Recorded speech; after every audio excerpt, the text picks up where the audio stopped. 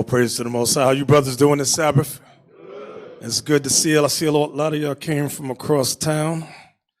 I see Captain O'Shea is here. All praises. Captain Tazawan and Captain Kabash, whose names I often forget. Where's OC? Oh, yes, OC earlier, didn't I? OC. Yadin, Captain Yadin is here. Well, praises. Yadin? I thought it's Yadin. Yadin. Now I'm confused. Okay. All right. Y'all mess with me. All right. Today we're going to talk about fixing the cracks in our lives. And what I mean by that is fixing our spiritual foundation, which is oftentimes cracked. All right, I want to open up with 1 Peter 2 and 5 in case someone's wondering, why do you need to fix the cracks in your life? The same reason you need to fix a crack in the foundations that's around a house or a home. 1 Peter 2 and 5. 1 Peter chapter 2 and verse 5. Ye also, as lively stones, are built up a spiritual house. So in this truth, we're all part of a great spiritual house. This is not about one man, one person. It's about us as a collective.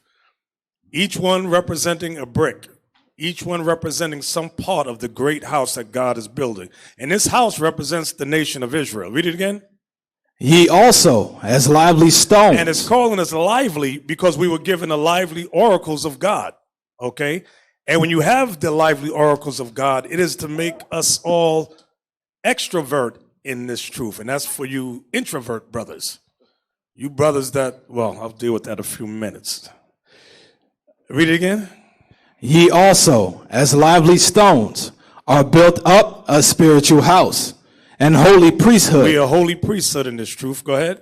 To offer up spiritual sacrifices acceptable to God by Jesus Christ. So we're not offering sacrifices of lambs and goats.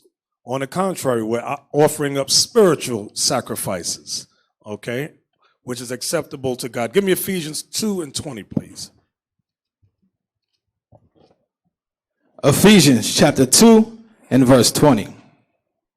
And are built upon the foundation of the apostles and prophets. So this spiritual house that we're built up upon the foundation of the holy apostles and Christ. Read it again.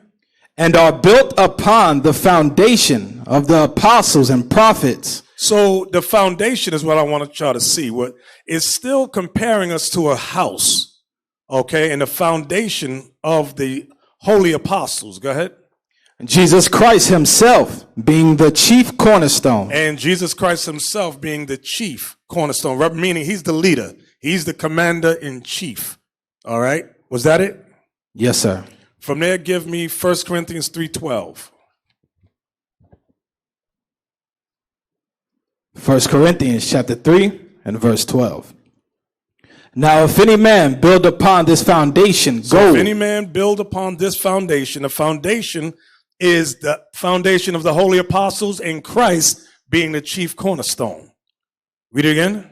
Now, if any man build upon this foundation gold, silver, precious stones, wood, hay, stubble. So, in this truth, we're building this great spiritual house. And the foundation, which is to be the doctrine that the holy apostles taught, and Christ himself being the chief cornerstone, it is possible for us to be built with a foundation of gold, silver, or precious stones. Those three materials right there are honorable in the sight of the Most High.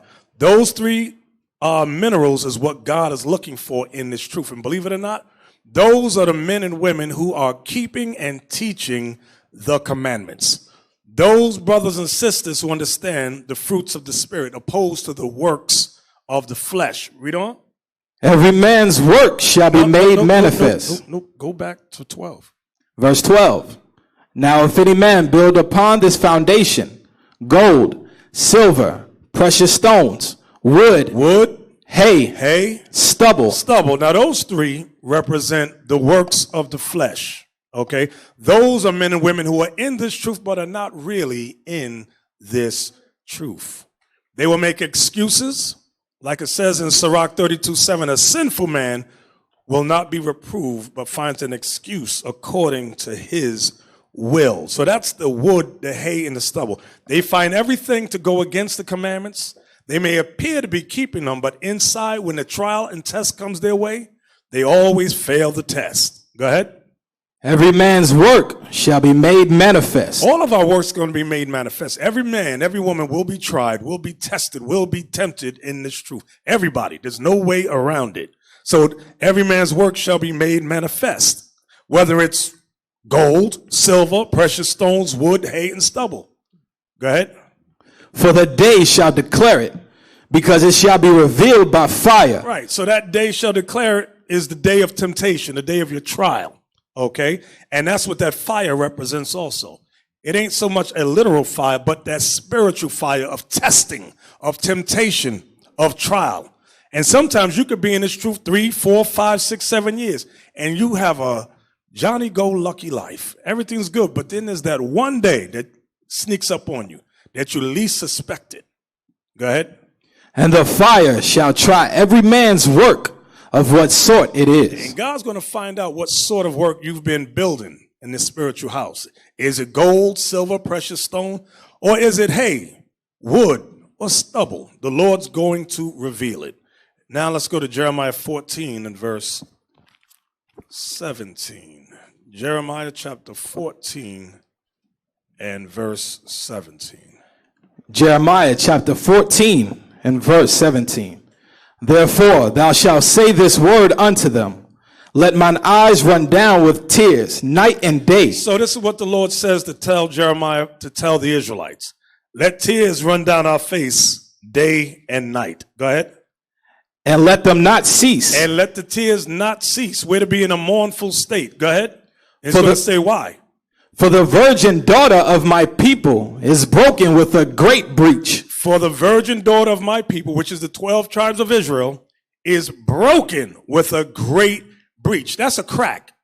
A breach, a great breach is a big crack in our lives, in our nation, amongst our people. Go ahead. With a very grievous blow. With a very grievous blow. So as a people, we have faulty spiritual foundations in this truth, okay, which are cracks in our lives. And I'm going to go over a list of cracks that will come across in our lives. And I want y'all to take some notes on this. One of the first cracks that is stumbled upon in this truth is hypocrisy. We want to appear spiritually mature than we actually are, so we fake it. And we use spiritual talk to sound spiritual. For example, we know we hypocrites, we ain't keeping God's commandments at heart, at home. But we say things like, hey, shalom, most high in Christ blessed, bruh. So you think this brother's in the spirit. Stay in the spirit, bruh. Stay in the spirit. But meanwhile, you and I know, well, not me. You and the Lord knows, that's better. You and the Lord knows you ain't right. You faking the funk. Give me that in Sirach 33, verse 2 real quick. Sirach chapter 33 and verse 2. Ecclesiasticus in the Apocrypha, chapter 33 and verse 2. A wise man. Who's reading for me? Officer Solomon. Oh, okay. All right, Solomon, go ahead. A wise man hateth not the law. A wise man hateth not the law. Believe it or not, that's the pivotal point in this truth. And it's not so much the ceremonial laws brothers got problems with. No. We love them high holy days. We eat, we drink, we party. We all do that. We love that thing. But what we have a problem with is the moral laws and the civil laws. Moral meaning our innate nature within to keep our moral compass pointing north opposed to south, meaning we're always conscious of how we conduct ourselves on a personal level. And we struggle with the civil law on how we deal with our brother, our neighbor. That's what civil law deals with. Those two groups of laws is where we often stumble. Why? And you notice the crack right there, okay? I'm offended, and we can't fix this ever again. Really? Is that what the Bible says? I don't give a damn what the Bible says. I say we can't fit. He's just stumbled over a crack in his life. And you could be in this truth from the beginning. And it's going to creep up on you one day, just one day. And the Lord's going to reveal you to you. Read it again. A wise man hateth not the law, but he that is an hypocrite therein is a ship in a storm. A hypocrite's a ship in a storm, always tossed to and fro. You got problems here, you got problems there. The Lord's going to reveal that you're like a ship in a storm. It's always a problem that you can't overcome. Always a problem you need help with. You're always a problem you need counsel with. Always you. But then that's the one that points and say, well, I'm leaving because of you. You looked at me funny. You passed a judgment I didn't like. We can't fix this thing. Okay, to hell with you.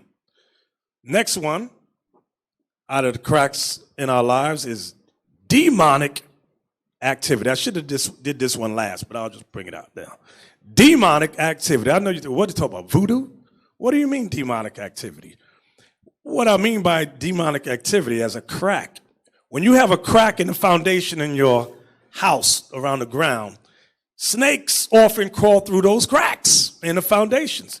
And by not fixing those cracks in our lives, we open ourselves up to these demons entering in. Give me that in Luke 11:24. These are demons. And I ain't talking about demons like exorcist. I'm talking about demons like the works of the flesh. That's what I'm talking about. Luke 11. Luke chapter 11 and verse 24. When the unclean spirit is gone out of a man. So the unclean spirit, now I'm talking about demons now. Everybody came in this truth, you got demons. Your unclean spirit might be adultery. Your unclean spirit might be you love to lie. And when you see brothers or sisters that lie about little things, bro, that's something you don't have to lie about. It's such a small thing. Those are the spirits that will lie about big things. Watch them spirits.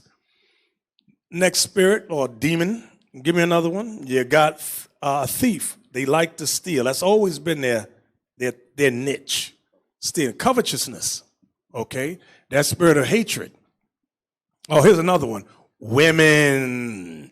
That's a big crack we often find with brothers. And you never know that type of crack. Brother be going good. And you don't notice any crack in his walk in his truth until he gets married. Then you see his faults when he gets married.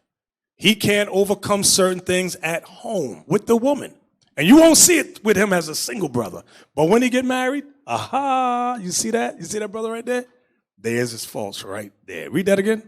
When the unclean spirit is gone out of a man, he walketh through dry places. So that when you come in this truth, you repent, those unclean spirits, those weaknesses, those works of the flesh leave you. Go ahead.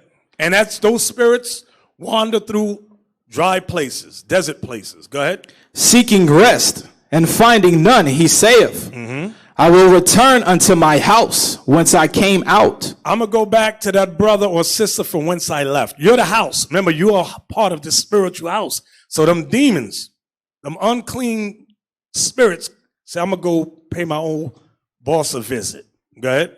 And when he cometh, he findeth it swept and garnished. You know it's empty, swept, and garnished. Who's supposed to be in there? Christ. Christ ain't in here. He's supposed, remember, hey, Gedaliah, find me, where's he at? I saw him somewhere. Oh, Gedaliah in here? I don't think he here today. Okay, somebody who know what I'm talking about, find me this thing. Find me that scripture where I think it might be Revelation. It says how Christ will open the door and sit and sup with us. Anybody know what I'm talking about? Just popped in my head. Somebody find me that. Where? Revelation 3:20. Thank you. Give me that real quick. Revelations chapter 3 and verse 20. Behold, I stand at the door and knock. So Christ stands at the door of your heart, the door of your mind, and knocks. Go ahead. If any man hear my voice and open the door. If any of you hear the Lord's voice and open the door, meaning you want to repent, go ahead. I will come into him and will sup with him. I will enter in and sup, mean have dinner. I will eat with you, break bread with you. Was that it?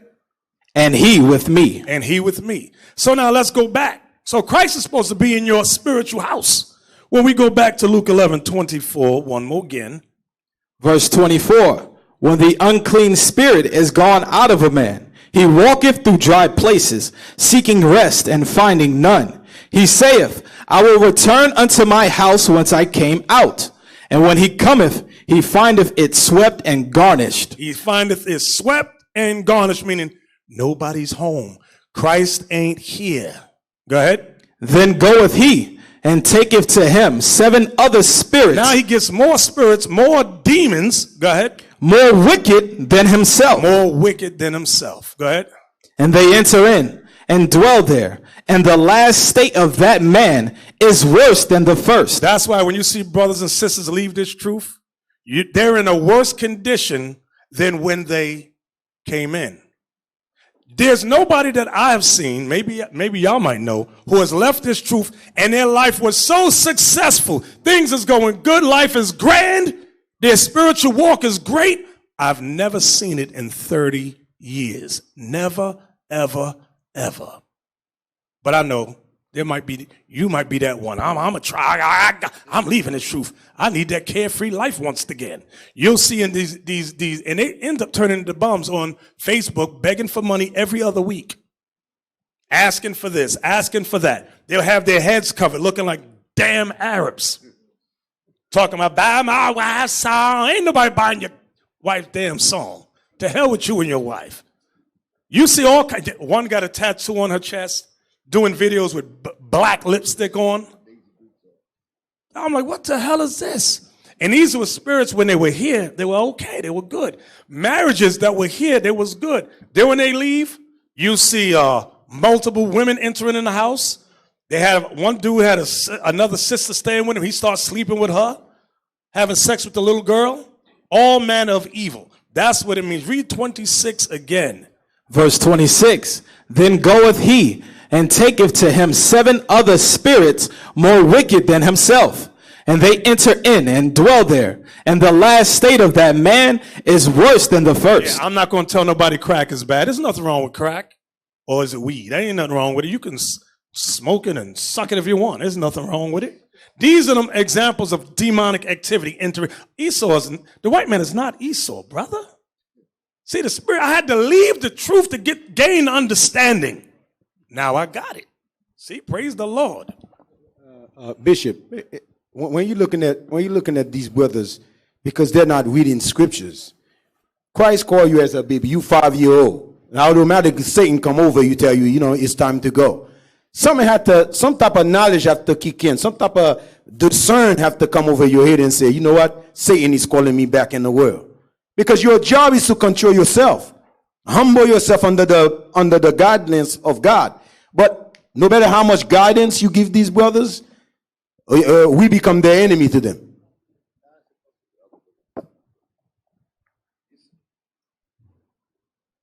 You see where it says, number 26, read 26 again. Luke chapter 11, verse 26. Then goeth he and taketh to him 7 other spirits more wicked than himself. Stop. Who could tell me why, when it says 7 other spirits, what kind of spirits is it talking about? 7 other spirits. I ain't gonna be long, Bishop. I just want to ask this. Let's hear it. It says 7 other spirits. They got a mic back there? Okay, just real quick. Hey, shalom, leadership. Just Shalom. as Bishop was saying, say if you're dealing with lust, the 7 other spirits that will come back would be covetousness, hatred. You said lust, right? Yes. Something that will be connected to lust on a grander scale. Homosexuality. Meaning it will compound and it will add to it. So if somebody is, let's say somebody just have a habit of smoking cigarettes. I'll use something based like that. The next spirit will be marijuana, then crack. That's what it's talking about. That same go like the brother said with lust, same thing. Right. All those sexual demons will start to enter in, and you'll see nothing wrong with it. Yep. The next crack that we often see in our lives is backsliding. When our spiritual progress is not what we expected it to be, we become discouraged and we return to the world. Give me that Mark 4:16. Christ talked about 4 types of Israelites, and just this one here, I think it's the second one, Mark 4:16. Mark chapter 4 and verse 16. Because you come in this truth and you think, being in this truth, it's going to be good, it's going to be grand. Sisters often call, is it going to be great over there? No, it's not. All the sisters friendly? No. All the brothers friendly? No. You're going to find people you don't like. You're going to find people struggling like you struggling, trying to work things out. And you expected your spiritual walk to be uneventful, okay? No cracks, but the Lord has to reveal your crack so you can get it right. Mark 4:16. And these are they likewise, which are sown on stony ground, who, when they have heard the word, immediately receive it with gladness. Yeah, that's you. That's some of you. You hear this truth, you receive it with gladness. Whoa, I'm so happy I'm an Israelite. Christ looks like me. Praise the Lord. We're going to be delivered. Good. And have no root in themselves. And you have no root in yourself. You don't study at all. Go ahead. And so endure but for a time. You only endure but for a time. Afterward, when affliction or persecution ariseth for the word's sake. You see that afterward, when affliction or persecution arises for the word's sake. Go ahead. Immediately they are offended. I'm offended. I am offended. You see spirits like that. I've seen it from the beginning of my walk in this truth, even until today. Oh, I'm offended. Christ said, blessed is he that is not offended. Okay? And these are doorways or cracks that pull you out of this truth because you're in what? A backsliding state. Okay? Right. Next one. The next one.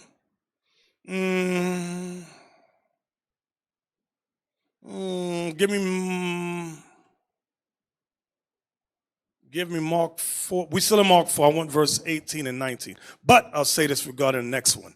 When you have a failure to reach goals with cracks in our spiritual foundation, and God does not permit us to move on successfully. Like, give me that example. I'm going to give an example. Give me Joshua 1 and 8. Then I'm going to go to Mark 4:18. Joshua 1 and 8. So so number 4 is a failure to reach your goals. Failure to reach your goals. Joshua chapter 1 and verse 8. This book of the law shall not depart out of thy mouth, but thou shalt meditate therein day and night, that thou mayest observe to do according to all that is written therein. For then thou shalt make thy way prosperous, and then thou shalt have good success. When you do those things, God gave us the key to have good success. So we want good success, but many times the good success we want, again, which ties into the last one we went over, is that uneventful life, no crack in our walk, which is impossible. And we want the world's sense of success. That's what we're looking for. Look at Mark 4, verse 18 and 19. Mark chapter 4, verse 18. And these are they which are sown among thorns, such as hear the word, and the cares of this world, and the deceitfulness of riches, and the lust of other things entering in, choke the word, and it becometh unfruitful. Because before this truth, you may have had what the world calls a successful life. Some of you, men and women, you come in this truth, now you see these cracks, things that's not going right, and spiritually you're not realizing God's trying to show you something about yourself that needs to be fixed. But you look at it like it's some great evil thing, all right? So you end up falling apart in this truth, all right? The next one is spiritual collapse. Spiritual collapse. This is the final thing, spiritual collapse. So when those trials come, according to Sirach 2, give me that Sirach 2 and 1. The foundations of your spiritual house gives in, and collapse is the ultimate result. Sirach 2 and 1. Ecclesiasticus in the Apocrypha, chapter 2 and verse 1. My son, if thou come to serve the Lord, prepare thy soul for temptation. That's what most people often forget, or when they hear it, they go, oh, okay. And when they come in the truth, and when it finally comes, and it might not be that first week. It might not be that first year. It might be year 7, year 9. Okay? Read that again. My son, if thou come to serve the Lord, prepare thy soul for temptation. Set thy heart aright, and constantly endure. Constantly endure. Set your heart aright. Constantly endure. Go ahead. And make not haste in the time of trouble. Make not haste in time of trouble. That trouble is when your day comes. That evil day comes your way. Now you make haste. I'm leaving. I'm offended. I'm not coming back. Well, goodbye. Good riddance. I need Tito. Hand me a tissue. The hell is this? You run from correction, right? Hey, give me the article about our dear brother, Jamal, Pastor Jamal. We went over this on Patient Saints, but I found it very burdening for us today. Because we come in this truth, and many times the spirit of covetousness will often or sometimes creep on those spirits who had those same spirits in the world. Okay?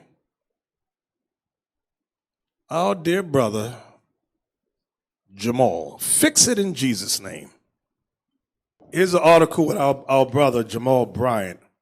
Now, this deals with the spirit of covetousness. Now, you may ask, well, he's in the Christian faith. Well, with that same spirit that he has, it reveals a crack in his spirit, which is a crack in our spirit that we often will, some of us will stumble on. Watch, let's read the article.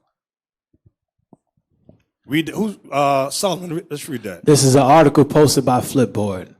Fix it, Jesus. Pastor Jamal Bryant had plans to charge $150 for coronavirus testing that should be free. So the test should be free, but due to a covetous spirit that you know it corrupts the Christian church, that covetous spirit, he won't charge poor people $150 for a test to save their life. Go ahead. Jamal Bryant's church, New Birth Missionary Baptist Church in Georgia, recently made plans to test 1,000 people for coronavirus. Dude, what's the 1,000 people times $150? That's what's on his mind. Go ahead. However, they wanted to charge people money for a process that should be free. According to AJC, the church has now postponed their plans due to Governor Brian Kemp's statewide shelter-in-place order that is expected to go into effect Friday. However, that didn't stop them from receiving backlash for their original plan to charge people $150 to get coronavirus testing. So he got blasted. He got blasted by his congregation. They let him have it. And many people that heard this thing, all right, blasted him. So from there, give me Micah 3:11. So now you may say, well, that's Christians. Well, we saw a dose of that in Austin, Texas, didn't we not? That spirit went throughout Austin, okay? And it ain't just Austin. We see it a few places. Micah 3:11. Micah chapter 3 and verse 11. The heads thereof judge for reward. Judge for reward. They want to get paid. And the priests thereof teach for hire. They want to get paid. That's what it's talking about. Covetousness. Go ahead. And the prophets thereof divine for money. And they divine for money. Well, that's the whole verse. Yet will they lean upon the Lord. Yet will they lean upon the Lord and what? And say, is not the Lord among us? And say, well, is not, why? Because they got money.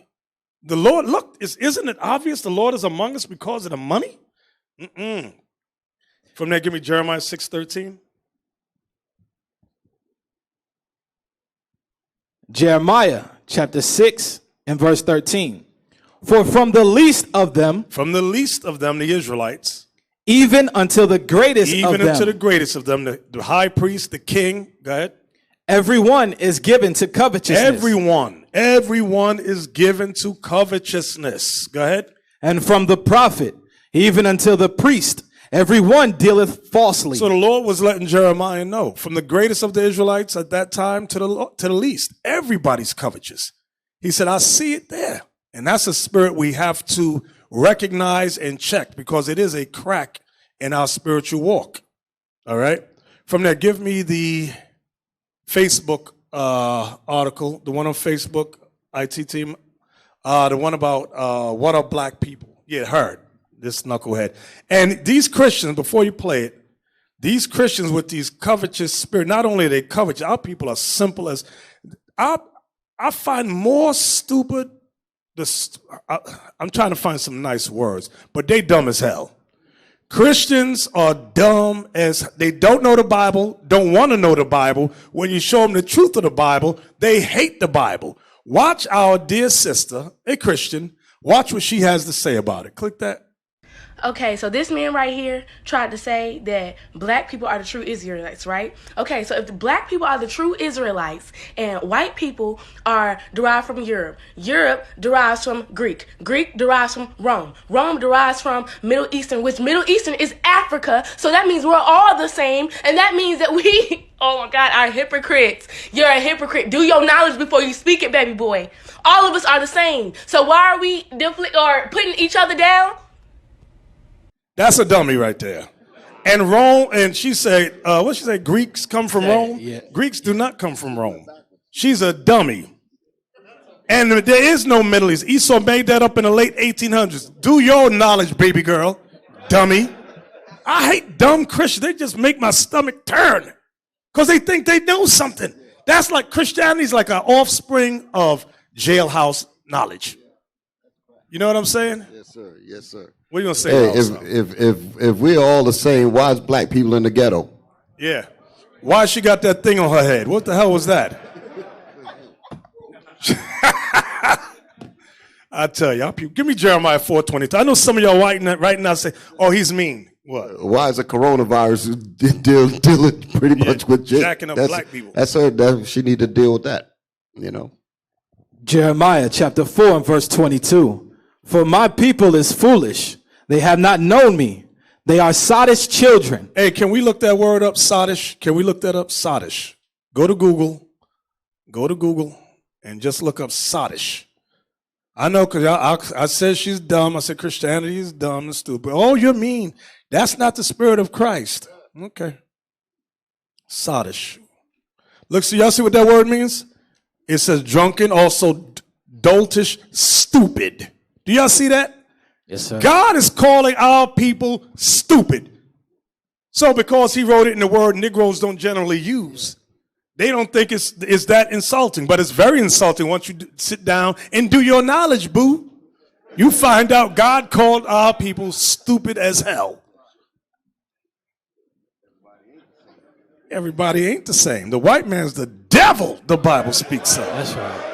Why do some people have melanin and some don't? I don't know. Maybe we're all the same. Okay. The next thing when we have a crack in our lives is the BHI. You know Deacon Asap's favorite topic. The dumb black ashy devils, the black Hebrew Israelites. So now the new thing that they're claiming is that the mark of the beast is a microchip that will be inserted into a vaccine and put in your body. So I had to think about that a second. I said, this really makes no sense. Can you give me the video with the black Hebrew Israelite getting arrested? Wow. How you doing, sir? How you doing, man? You have your driver's license information on you? What's going on? I'd be happy to tell you once I see who I'm talking to, all right? I need you to let me know, like, what's going on, like, what happened? I'd be, like I said, I'd be happy to tell you once I see information. I'm not giving you my information until you tell me what you pulled me over for. All right, sir. Failure to give me my information is an arrestable offense, okay? So you can either do this the easy way or the hard way, all right? I need to know what you're pulling me over for. I'm going to tell you once I see information, all right? I got information, but I'm not giving you my information until you tell me what you pulling me over for. Here's the deal. You either give me your ID or you go to jail. How about that? Put this on camera, man, because we're not dealing with this. Give me your ID. I need to know why you pulling me over. Give him your ID. Detail 5 radio. I'll be on a stop, entrance to the parks. Can you send me another car? I have a uncooperative occupant. Last chance. I need to know why you pulling me over. Give him your ID. Is my tags expired? Are my lights out? I'd be happy to tell you, sir. Are you a lawyer, sir? Hey, I'm representing myself right now. Okay. Because to be honest with you, I have a right to remain silent, right? So I could just sit here and ignore you. No, you can't, sir. I don't ask you any questions. Okay. Well, it's going to turn out very poorly for you. It's fine, but you're not telling me what's going on, and that ain't right. I'm gonna tell you what the deal is. You're probably suspended, so you don't want to give me your license. So, am I free to go? No, you're not free to go. This is an investigatory stop, all right? All right, here's the deal. For all I know, you could be trying to kill me right now. You're absolutely ridiculous, all right? I don't care. All right, step out of the car. It's been 2 minutes. I'm not stepping out the car until you tell me what's going on. All right, open the door. Hey, put this on camera. Put this on camera. You gotta let me know what's going on, man.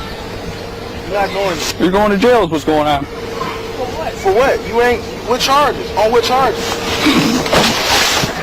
Wow.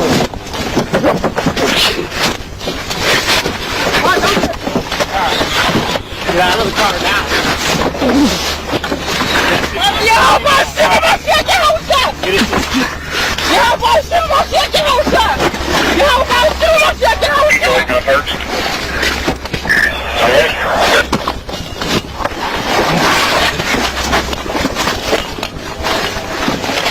Get out of the car, man. Get out of the car. Get out of the car. Get out of the car. Let me get out of the car. Okay, get out. Get out of the car. You ain't getting out of the car. Get out of the car now. Get out of the car. On the ground. Put your hand behind your back.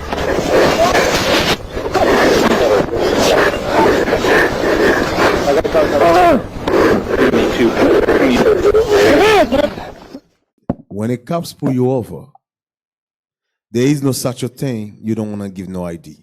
They saw that on video. Y'all see the videos, the white people doing that?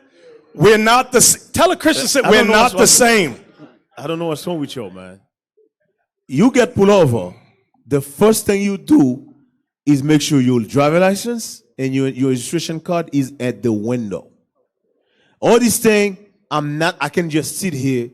That don't work with black people. I'm going to repeat that again. That don't work with black people. First of all, you black. And you ashy. I don't know what's wrong with y'all. You see, everything right here can be prevented if the brother just give his license. The only thing the cop's going to do is give him a ticket. That's it. But he bring everything to himself. Now you got the woman yelling, "Yah Shabbat Hashem." Yeah, Christ, that cannot help you. Yeah, Shazam. Yahweh Hashem Yahushai Barak. That cannot help you. You bring it to yourself. Most I got sitting right there is laughing. Look at this nigga right here. This nigga's crazy. Now this goes with Nehemiah 9 verse 37. There's no Hebrew word that's going to deliver you from the claws or the clutches of Esau. I'm telling you, if y'all think you got a Shazam word out there, read that. Nehemiah chapter 9 verse 37. And it yieldeth much increase unto the kings whom thou hast set over us because of our sins. Also, they have dominion over our bodies. That's what I wanted y'all to see. They have dominion over our bodies. Go ahead. And over our cattle at their pleasure. And we are in great distress. See, then we're in great distress. We have no option but to obey the powers that be. I know some of y'all, I don't know about Yahweh Hashem. Listen, you going to jail. Listen, there's no, now I feel for the brother. But now suppose they wanted to inject him with a vaccine with a microchip in it. What can he do? See, this is why I got a problem with the damn microchip theory. They'll take your behind, your black ashy behind, while you screaming Yahweh Hashem Yahushai, then inject you. Did we see a video on that last week with the light-skinned brother? And they gave him the vaccine? There's nothing you can do about it. I'm like, that's how you know that ain't the mark of the beast. That ain't it. Right, the brother cried. Exactly. That's it. That's exactly it. Now, since we're talking about Deacon Asaph's favorite subject, the black, ashy Hebrew Israelites, there are multiple whore topics. It's another crack in their personality. So that one we just looked at was a crack in their spirit, and a crack in their life, where they will disobey the powers that be, and get a Shazam, a Hebrew terminology that will erase all things. Okay. So give me 1 Samuel chapter 2. This is a message for black Hebrew Israelites with your multiple girlfriend doctrine. 1 Samuel chapter 2 and verse 12. 1 Samuel chapter 2, verse 12.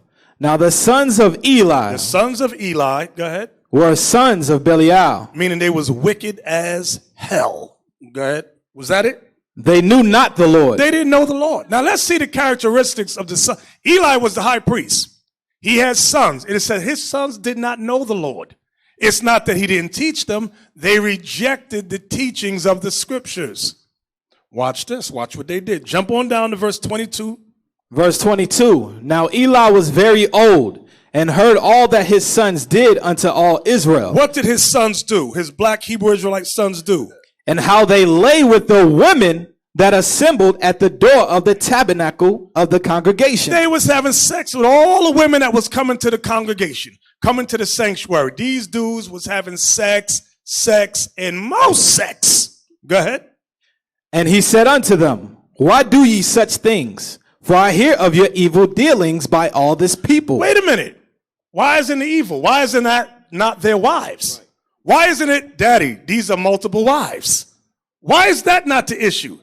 Because there is no, when you have sex and you are not taking care of these women, that's a sin. That is a sin. That falls under fornication. That falls under not prostituting the daughters of your people. Understand that. You cannot, now in America, they got clever. Yeah, I had sex with that sister, and that sister, and that sister, and that sister. Multiple wives? Those ain't your wives. You whoremonger. You fornicator. That's what God is saying right here. That's lasciviousness. Thank you. All right, read that again, that verse. Verse 23, and he said unto them, why do ye such things? For I hear of all your evil dealings by all this people. Nay, my sons, for it is not no good report that I hear. Ye make the Lord's people to transgress. You make the Lord's people to transgress. Because why? How so? How so? Because them women that you sex, guess what? Some of them might have been married. Some of them maybe they were single. And guess what them single ones end up doing? Look for a husband, marry this brother here, or she might marry that brother. What is that called? That's adultery. That's fornication. Because she dealt with you. So you make God's people to transgress. Read. If one man sin against another, the judge shall judge him. But if a man sin against the Lord, who shall entreat for him? Notwithstanding, they hearken not unto the voice of their father, because the Lord would slay them. God wanted to kill those sons. He said, these boys is wicked as hell. And that's why no matter what class we bring out about there is no multiple wives in the New Testament. There is no multiple wives in captivity. These brothers will not hearken. I'm going to tell you right now, the Lord will slay them. Right. Thank you. And they're not their wives. Those are not their wives. Okay. I hope y'all understand that. You had a brother in, who's the recent brother that did this thing? Where's he at? Bishop, there's a brother that say when he say one wife, he's actually mean a wife. Esau put one over there. It's not, the original Bible is not one. He said a wife. That's how far he going to justify he's getting multiple hoes. He said when he said, oh, Bishop, they can get one wife. No, over here, Esau changed that one right there. It's not supposed to be one. It's supposed to be a wife. That's how far he go. We just had that case in, I think it was Austin. Oh, Austin, your name's coming up again, Austin. You can't make this stuff up. Oh, the brother that believe in two wives? Yeah. And he bounced? All behind the scenes. Yep. All right. So that's a crack in your foundation. That's a crack in your life. Okay. Give me John 4:16. I don't need no man. And you'll meet sisters who are trying to come out of that as they repent and come into this truth. Because they realize it's foolish. You being an independent black woman leads you to two roads in life. Lesbianism or loneliness. Those are the two paths these independent black women got. That's the only two options. They reach that fork in the road. I'm independent. I don't need no man. Lesbianism to the left, loneliness to the right. Which way you gonna go? So now they come into the truth. Some of them say, you know what? I understand what the Israelites are saying. I believe I'm an Israelite. Let me fix my life. Give me John 4, verse 16 to 18. This is what Christ said about this one particular woman. And it ties into the multiple girlfriends, whatever. Go ahead. John chapter 4, verse 16. Jesus saith unto her, Go, call thy husband. Why do you say that? Because it's not normal for these women to walk around with this independent mindset. I don't need no man. He said, go call your husband. Go ahead. And come hither. And come here. The woman answered and said, I have no husband. I don't have no husband. I'm not married. Go ahead. Jesus said unto her, Thou hast well said, I have no husband. He said, you spoke the truth, sister. You spoke right. Go ahead. For thou hast had 5 husbands. You've had 5 legitimate husbands in your life. 1 divorced, 1 dropped, 2 dropped dead, and 3 divorced. Go ahead. And he whom thou now hast, and the man you got right now, is not thy husband. That's not your husband. Y'all are not married. That's not your husband. Y'all having sex. Y'all doing everything as if that's your husband, but that's not your husband. Yeah, that's what the Son of God. I like God. I like that's what the Son of God said. That is not your husband. Yeah, you got to find. I know some of them don't know what I'm talking about. This crazy black dude at 3 a.m. in the morning. I forgot his name. He's just screaming like that. But so you'll have women come in dealing with men, but those are not sister. That's not your husband. The second you say, "Let me see the paperwork," what's one of the schools? I forgot which one. It might have been Virginia. I can't remember. There was so much wickedness going on. We had to say, have everybody bring in their paperwork that they legally married. I forgot. It might not have been Virginia, but I know it was one of them. There was so much evil and filth going on. It was like a renaissance of black Hebrew, ashy devil Israelites. Everybody doing their own thing. Then you get a few of them. Oh, there's no paper. Had all manner of excuses, all manner. But they wanted to eat, what is this expression? Eat your cake and have your cake and eat it too. That's why they got this. Don't get married to them or else you stuck. Just have sex with them, then you could cut them, you can kick them to the side of the road when you want to. You can get rid of them. There was, Denver? Oh, yeah, Kearney Thomas. Thank you, Abiel. See, Abiel be watching them things. Deacon Abiel, no. Kearney Thomas. Thank you, Deacon. The screaming pastor. Yeah. Oh, yeah, that's him right there. I got you there. That's that dude. Can you play, you know what point it is? Go ahead. Why? Because he cared for you. Don't you know that God is so concerned about you? That was it. Thank you. I want y'all to know I didn't make that thing up. My mother used to listen to this dude. I used to laugh when I was a kid. What the hell is this? Yeah, I mean, but Bishop, sometimes brothers who don't, sometimes they don't have their paperwork, so they're gonna turn to the black Hebrew Israelite who say you don't need no paper. Exactly. As long as you sleep with her, you good, brother. Yep. Exactly. Give me Sirach 26, verse 6. Sirach 26, verse 6. Ecclesiasticus chapter 26 and verse 6. But a grief of heart and sorrow is a woman that is jealous over another woman. We often see that a lot. You'll see that with single, independent women jealous over married sisters in the congregation. I've seen it. Sister been around 2 years, 3 years, 4 years. She's just so picky. He ain't my type. Nope, he ain't my type. Nope, he ain't my type either. 5 years go by. 6 years go by. This sister married, that sister married, this one married, and she's sitting there mad as hell. Read it again. But a grief of heart and sorrow is a woman that is jealous over another woman, and a scourge of the tongue which communicateth with all. Now, this same wicked woman that's jealous over other sisters, she's just running her mouth. He ain't right. She ain't right. This one is that. She in everybody's business, okay?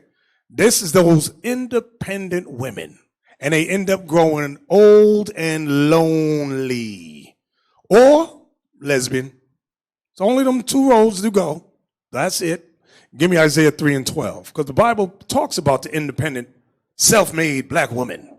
I got 5 college degrees. I don't need you, Nooka. I don't need you. Okay.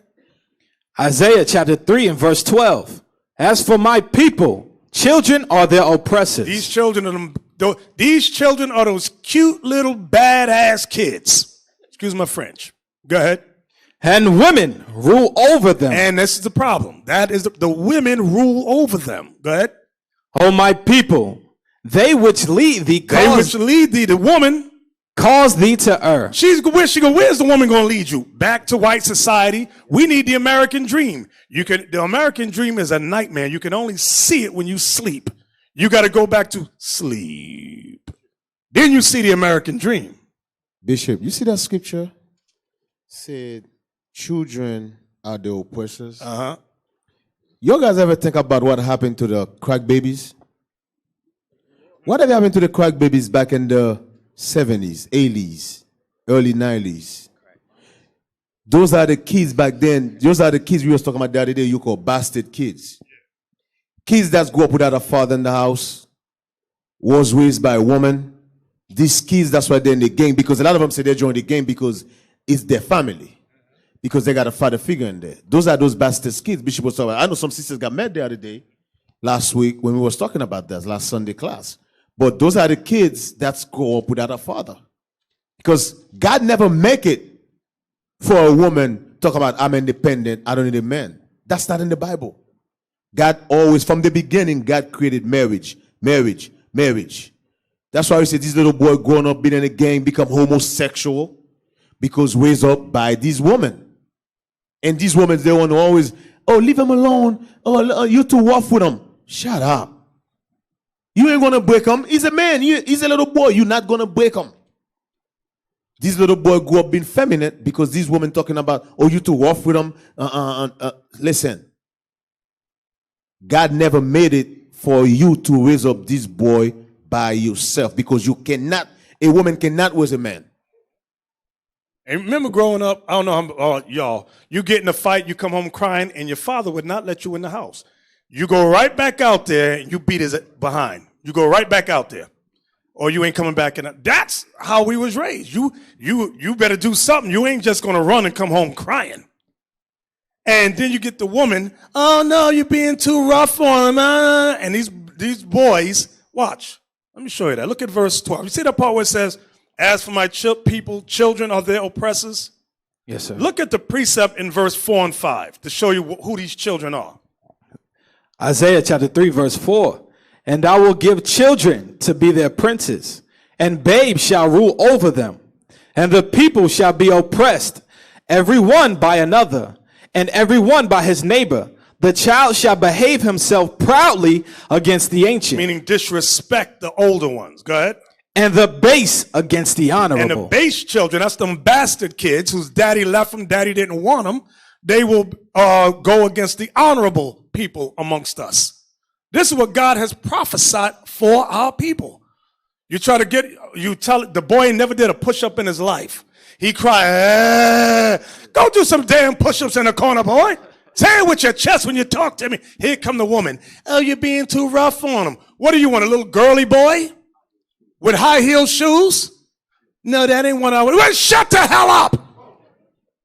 Go in and do some damn push-ups and don't come upstairs till you give me 10. The hell is this? Send him to karate class. Or they being told, shut the hell up. He need to get the hell knocked out of him. Yep. Shut the hell up.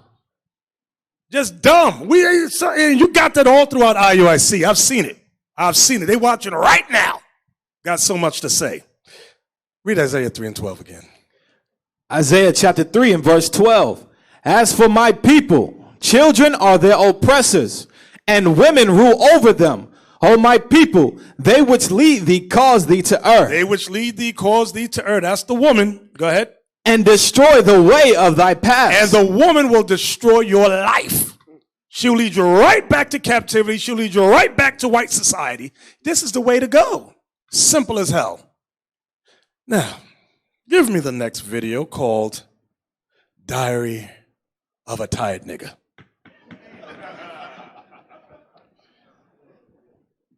I want y'all to pick. Now, I'm going to preface it by saying this.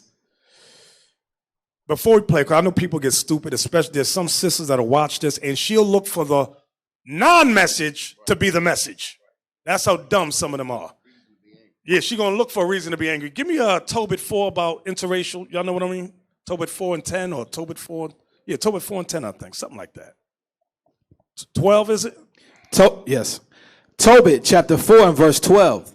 Beware of all whoredom, my son. Beware of all whoredom. Now, in case you didn't know what falls under whoredom, the forefather Tobit of the tribe of Naphtali is going to explain what whoredom is in this context. Go ahead. And chiefly, take a wife of the seed of thy fathers. It says, take a wife of the seed of your fathers. That's very pertinent amongst our people. Black men are the only, well, beside all that, I don't want to miss the message. Go ahead, read on. And take not a strange woman to wife. Don't take a wife of another nation. Go ahead. Which is not of thy father's tribe. Which is not of your father's tribe, his people. Go ahead. For we are the children of the prophets. He says before, meaning because. He's telling you why. Because we are the children of the prophets. Go ahead. Noah, Abraham. Noah and Abraham. Isaac. And Jacob. Remember, my son, that our fathers from the beginning, even that they all married wives of their own kindred, and were blessed in their children, and their seed shall inherit the land. Right. So, in case someone at home, you go, well, I don't have the Apocryphy in my Bible. That ain't written in there. Give me Joshua. Is it 23 and 12 or 12? Joshua 23, maybe yes, 15. Bear with me. 23 and 12, sir. Yeah, let's start there. Watch this. Joshua chapter 23, verse 12. Start at 11. Start at 11. Joshua chapter 23, verse 11. Take good heed, therefore, unto yourselves, that ye love the Lord your God. They all say, I love the Lord. I love the Lord. Really, you love the Lord? Well, let's keep reading and find out for you miscegenationist Christians. Go ahead. Look it up, nigga. Go ahead. Else, if ye do in any wise go back and cleave unto the remnant of these nations. If you cleave unto the remnant of these nations, come on. Even these that remain among you, and shall make marriages with them. And you make marriages with these other nations. And go in unto them, and they to you. Know for a certainty that the Lord your God will no more drive out any of these nations from before you. God said, I'm not going to help you against these nations which are before you. Go ahead. But they shall be snares. But these nations, the white woman, the Chinese woman, the Arab woman, the East Indian woman, Benjamin, y'all hear me, right? It says these will be snares and what? And traps unto you. These nations are going to be snares and traps to you. Go ahead. And scourges in your sides. And they're going to be scourges. They're always going to give you problems. Go ahead. And thorns in your eyes. Until ye perish from off this good land which the Lord your God have given you. So the Lord has warned us. If you marry the women of these other nations, they're going to be traps and thorns in your side. What does it say? Traps and... What does it say? Thorns in your eyes. Snares and traps unto you, and scourges in your sides, and thorns in your eyes. Meaning problems. Problems. So now, I wanted to preface that with the video. IT, Alicia, let's go. Let's play the video. So we ain't talking about the white woman in this. Just listen to the husband and ex-wife exchange. My hair did. I need to go to my hair did. So what are we going to do about the drinking situation? Okay, I need a cocktail. Who needs a cocktail? Cocktail. Water. Yeah. I need a margarita. Anybody want a martini? I know I need one. You can spike my water. How about a margarita instead? Okay, that's fine. Okay, tell me that ain't James rolling up with a white girl. Oh, hell no. Oh, that's fucked up. I know you're not going to let him The white girl is not the issue. Ignore the white girl. Just wait here. I'm going to go and get her. You want me to get her for you? No, it's okay. Oh, hell no. He's going to kiss the bitch in your driveway.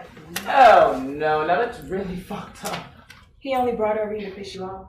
He came to pick up Lena, but he should have came by himself. Bastard. What?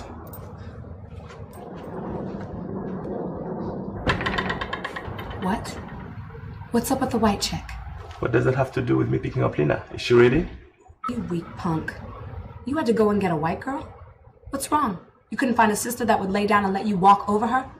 What are you trying to say, Tanya? She's saying you a weak ass nigga. A weak ass nigga. Yeah, weak ass nigga. Hate black men like you. Too weak to deal with a strong black woman, so you gotta go find a weak white girl to walk all over.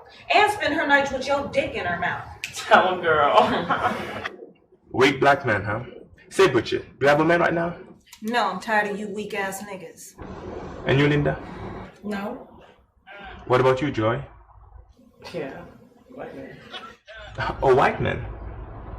Yeah, she had to go get a white man. Cause all y'all niggas is out dating white women and ain't none left. How long were we married, Tanya? 4 years. Have you ever noticed me to be attracted to a white woman? No.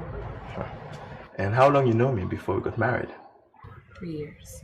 3 years. In this time, have you ever known me to be with any white girl? No. No. This house here, who bought it? Let me answer it for you, Tanya. This house we live in, I bought it, and all the furniture in it. And now, I live in a bigger one. Let's not even talk about the car and the monthly alimony check. You don't even remember the last time you walked. And you and your angry little crew are gonna call me a weak black man? Why? Just because I like to come back home to a peaceful house at the end of the day? Instead of going back to a drama like I had with you for 4 years? So you think a black man is weak just because he doesn't feel like fighting every single night? If this woman here, white or any other color, if she can bring me some balance in my life, I really don't care about you and your little angry crew are saying. But let me set the record straight. I am not a weak black man. I am a tired black man. Tired of dealing with angry black women like you and you. Now where's my daughter? Woo! That's some good stuff right there. Yeah, let's get a little hand on that thing. Sisters, we tired. We tired. We tired. Do y'all want to comment on this? I know your wives might be watching, but don't be scared, brothers. Y'all can chime in. That brother said he just tired. He's tired. Y'all focus on the white woman. That's not the focus. The focus is, look at that sister. Has not been worked for 4 years. What did he say? 4 years. 4 years. Who house is that? That brother by the house. Who feeds the church? That's that brother. But because she's unfaithful. No, what's the word? Ungrateful. That's what we have right here. Hey, we have a lot of ungrateful Israelite sisters in Israel. And let me tell you this. A lot of them is in IURC. A lot of ungrateful women in IURC. I'm telling you that right now.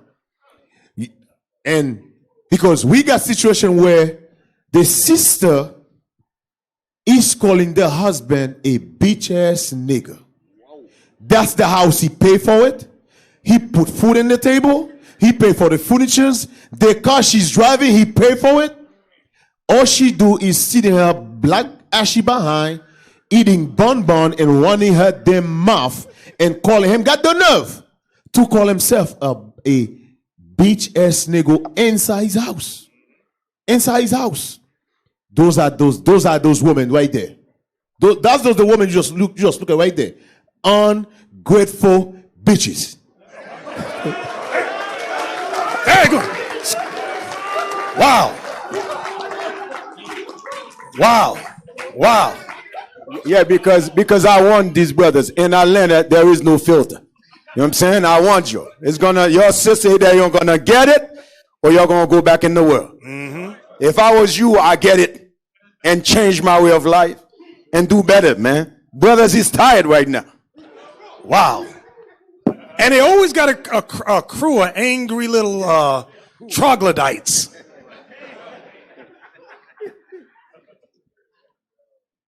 I tell you, can't make this. Look at Proverbs 14:1. See, some brothers, some of y'all scared. If I say something, my wife going to yell. She's going to curse me out. What the hell with her? You're scared a woman going to leave you. Most High going to have a real woman for you. Well, he was getting on the woman. Shut the hell up. Proverbs 14:1, please. Proverbs chapter 14 and verse 1. Every wise woman buildeth her house. Every wise woman, she will build her house. Meaning what? She is a helpmeet to her husband. She's doing what she ain't complaining. She ain't sucking her teeth. She ain't sighing when he wants some draws. All right. The hell is this? You want some peace and quiet and you want some butt. The hell is wrong with you? Always got a problem. She gonna walk by the house. There's some socks on the floor. There's some socks on the floor. Well, you been home all day. Pick them up. Complaining as she sit on the couch you bought, laying on the bed you bought, in the house you bought. She ain't do a damn thing. But she got so much to say. There's underwear on the floor. Well, pick them up and wash them. The hell is this? Read the scripture again, please. Every wise woman buildeth her house. Every wise woman buildeth her house. Go ahead. But the foolish plucketh it down with her hands. But the foolish plucks it down with her hand, meaning she's ungrateful. Is that the word? Ingrateful. What's the word? Ungrateful. Ungrateful. I can't say certain things. She's ungrateful. She walk around and talk to you like she bought the house, like she bought the car, like she bought the furniture. The hell is this? What are you going to say, Captain Arier? Don't be scared, brother. Brother, I know. So what? She throw a shoe at you. Hey, I'm going to tell you. Hey, there's been some case. Hey, we've heard it, Bishop, where a brother marries the sister. And we know that, okay, once you're married, the things in that house, that's that man's. Whether she's making more money, so on and so forth. The brother basically said that the car that the sister has, that's her car. The sister don't want to put the brother on the insurance. That's her car. That it ain't to be that way. That's his car. You understand? These sisters, they're not right. They're not right. These are the black European, Negropean independent women. They want to enter a marriage, but keep the American Babylonian personality, point of view. These are cracks in our lives, brothers. This creates uneven, unbalanced foundation in the marriages, in the home, in the nation. And it's the woman that, not all the time. I know some men ain't right, but I ain't talking about the men now. I'm talking about you women. Because y'all be giving the problems. Give me Sirach 34. What would you say, y'all, before we go on? There was a scripture that I was looking at that goes right perfect with what we just read. When we read Proverbs 14:1, where it says, every wise woman buildeth her house, the man is the one that's over it all. If she's looking to tear the man down, she's going to tear the house down. It's all saying the same thing. Sirach. Wait, maybe they don't understand that. The man's keeping the house together. Right. He's taking care of it. Well, I don't care if it's an apartment. Right. He's paying the bills. But she going to tear you down, give you a depressed spirit, and make you. That's what we're about to read right now. You got it. Go ahead, yes, get the sir. scripture. Sirach 25, verse 23. Sirach, read that, Solomon. Chapter 25 and verse 23. A wicked woman. This is not the wise woman that we was reading about in Proverbs. The scriptures in Proverbs say every wise woman. This ain't no wise woman here. This is a dumbass hoe. Read it again. A wicked woman abateth the courage. Abateth the courage. Tears down the man's ability to maintain anything. He try to put the stuff together to make sure the house is together for him, the wife, the kids, everything. But she's giving him complete hell. Read it again. A wicked woman abateth the courage. Go ahead. Maketh an heavy countenance. He ain't never happy. He's tired. Right. Like we just said. He's depressed. He want to beat up. He want to stay at the ball, hang out with the brothers all night, rather than go home to you. Read. And a wounded heart. A wounded heart. This is what it produces. Go ahead. A woman that will not comfort her husband. She ain't considering that this man is working all kinds of hours, doing all kinds of work to protect her, to protect the whole family. She don't give a damn about none of that. She won't even give him the big She won't piece even of give chicken. it nothing at all. She make sure the kids She gonna got the complain. big She piece gonna of chicken. complain when her sock is on the floor. Yeah. And this man is the one that's putting it all together. Go ahead. A woman that will not comfort her husband in distress maketh weak hands and feeble knees. That's what you end up with. Yeah. So a wise woman knows to stay away from this kind of hope. So she makes her husband, when it says weak hands and feeble knees, yeah, she does make him a weak. Yeah. She destroys him. She destroyed the man's spirit. He's depressed. He's uninspired. He don't want to do nothing. Yep. Where did the love go? You threw it out the window. What are you going to say, Malachi? I was going to say, Sunday you mentioned something like that where these sisters, what you just bring Dick and Yaus up, these sisters have to train their kids to do this. Yes. Not to depress the men, because you got to teach these kids, especially when the men take you with kids. Listen, he's going to come home, you're going to be by the door. Shalom, Dad, Most High God's bless. Go back to your room, we don't want to hear nothing. If the TV was on, make sure you turn it down. That's it. You got to train this, because the problem is they don't train these kids. Mm-hmm. You got to train these kids.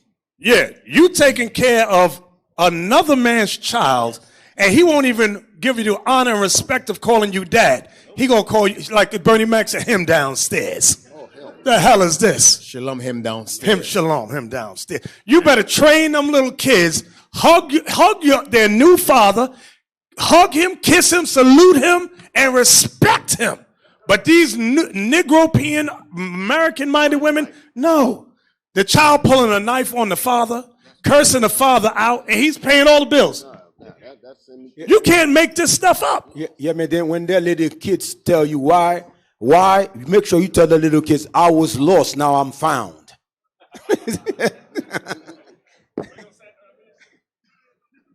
So again, you women with children, you got to train those children.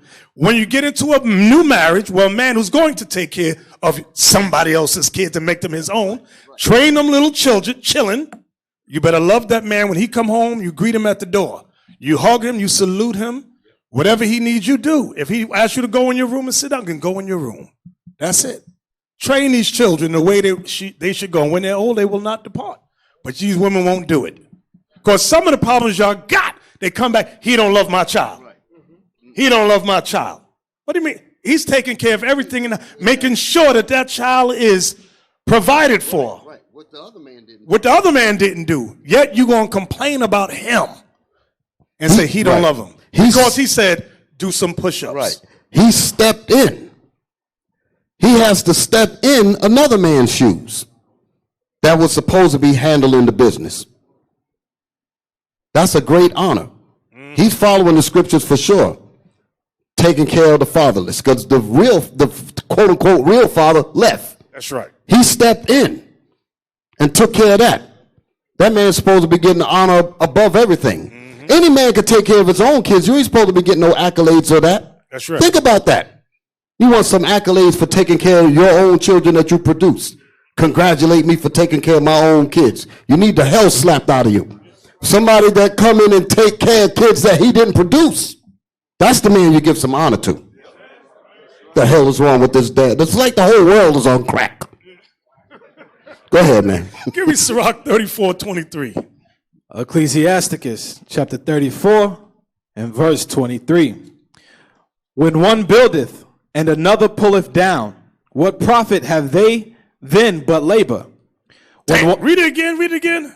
When one buildeth and another pulleth down. So here the man is trying to build a home, trying to build a family for that. You and that snaggletooth child whose father abandoned him, and you busy trying to pull it down. You humiliating the man. You putting down the man. You cursing the man. You disrespecting the man. All in front of the child. Then guess what the child ends up doing? Disrespecting him the same damn way. Which leads us to our next video. Give me the next video of diary of a tired nooker. The daughter. Let me see. Hey, Mom, can I go to town this weekend with some friends? With who? And where, Lena? It's not with a boy, is it? Well, yeah, Mom, but it's not just him. There's other people going too. It's like 6 of us all together, so I won't be alone. And we're just going to Vegas for 2 days. That's it. It's with Dante, right? Isn't that boy over 18 now? Well, yeah, but only for 2 months. I knew him before that, so it's not like it's a big deal or anything. I've known him for a year already. God, Mom. Well, I guess so.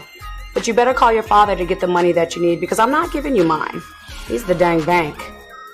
If you can get the money from him, You can go. I'm cool with that. So do what I taught you to do, girl. You can get the money from him. He's easy. And if you have any other problems, you just tell him that I already said it's okay. Go for it, baby. Thanks, Mom. You're the best. Us girls gotta stick together when it comes to these men. I want you to have fun, baby. I'll talk to you later.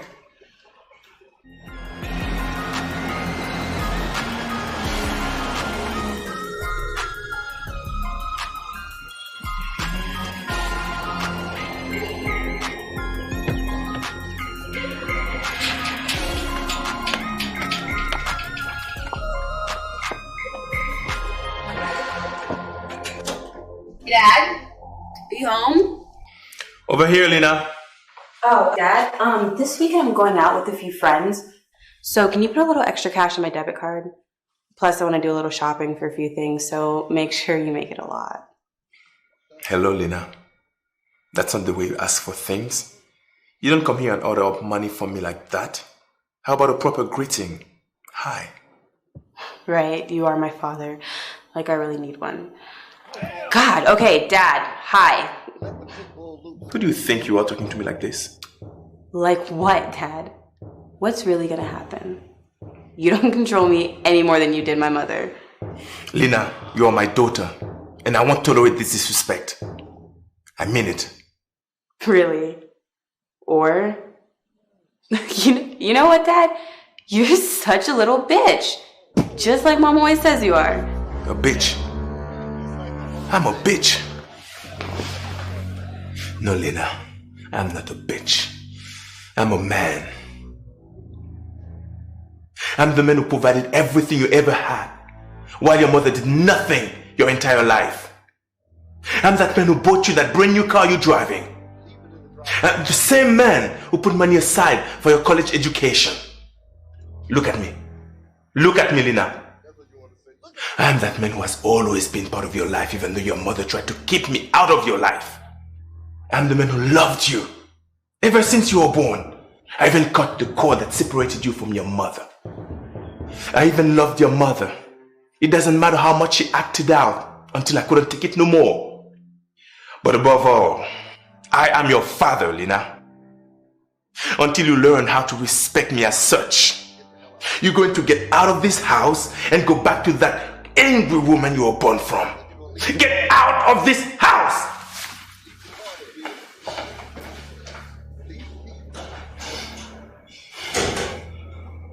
He should have gave a change for the bus and said, give me them damn car keys. I tell you, y'all, something, you was going to say something? I'd have gave her money for the bus minus 25 cents. She'd had to hustle to get the other quarter to get on that bus. Now this is Ezekiel. Did that on purpose. Ezekiel 16:44. Get that for us? Ezekiel 16:44 and 45. When you got an angry, ungrateful wife, you got an angry, ungrateful daughter. That's what happens. Ain't no way about. And see, some of you brothers go, you know, your damn wife is no damn good. You're hoping that the daughter will somehow miraculously turn out right. No, brother. That's why 1 Corinthians 7 it says the kids are unclean. She gonna turn out just like her mother. And whoever she married, God forbid, she gonna destroy that man. Give me that. Read that, Officer Solomon. Ezekiel chapter 16, verse 44. Behold. Some of y'all looking at me like, is he talking about me? He know what's going on in my house. The Lord knows what's going on in your house. And you trying to hide the demon. Let me say some nice word. I'll be nice. I could be nice. Somebody done told on me. Yeah, somebody done told on me. Who knew what my wife was doing? Read that. Behold, every one that useth proverbs shall use this proverb against thee, saying, as is the mother, so is her daughter. That's the proverb that we shall say, and we're saying it today. As is the mother, so is her daughter. The mother's ungrateful, the daughter's ungrateful. The mother's mean-spirited and haughty, the daughter's mean-spirited and haughty. Go ahead. The mama's a hoe, the daughter's a hoe. Go ahead. Thou art thy mother's daughter. You are your mother's daughter. Go ahead. That loatheth her husband. That hates her husband. And if I don't hate him, I just disrespect him. What's the difference? It is the same. Go ahead. It's the same daggone thing. Go ahead. And her children. And her children. Come on. And thou art the sister of thy sister. What verse you at? verse 45. Go ahead, read it again.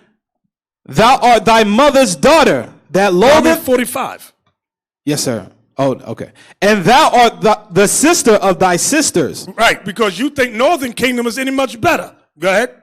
Which loathe their husbands and their children. They do the same daggone thing. Go ahead. Your mama was a Hittite. Yeah, now he's calling you a dirty, ashy Hamite, the African Hamite. Go ahead, read that part again. Your mother was a Hittite, and your father was an Amorite. God is calling us names. She's insulting us. Go ahead. And thine elder sister is Samaria, she and her daughter that dwell at thy I was going into Northern Kingdom. Solomon, you're reading. I need you to come Yes, on, sir. man. So give me Sirach 26 and 10. Sirach 26 and 10. Ecclesiasticus in the Apocrypha, chapter 26 and verse 10. If thy daughter be shameless. If your daughter be, you know if your daughter is shameless.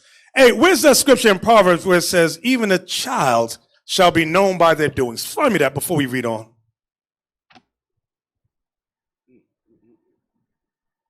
Get that for me. Who knows where it is?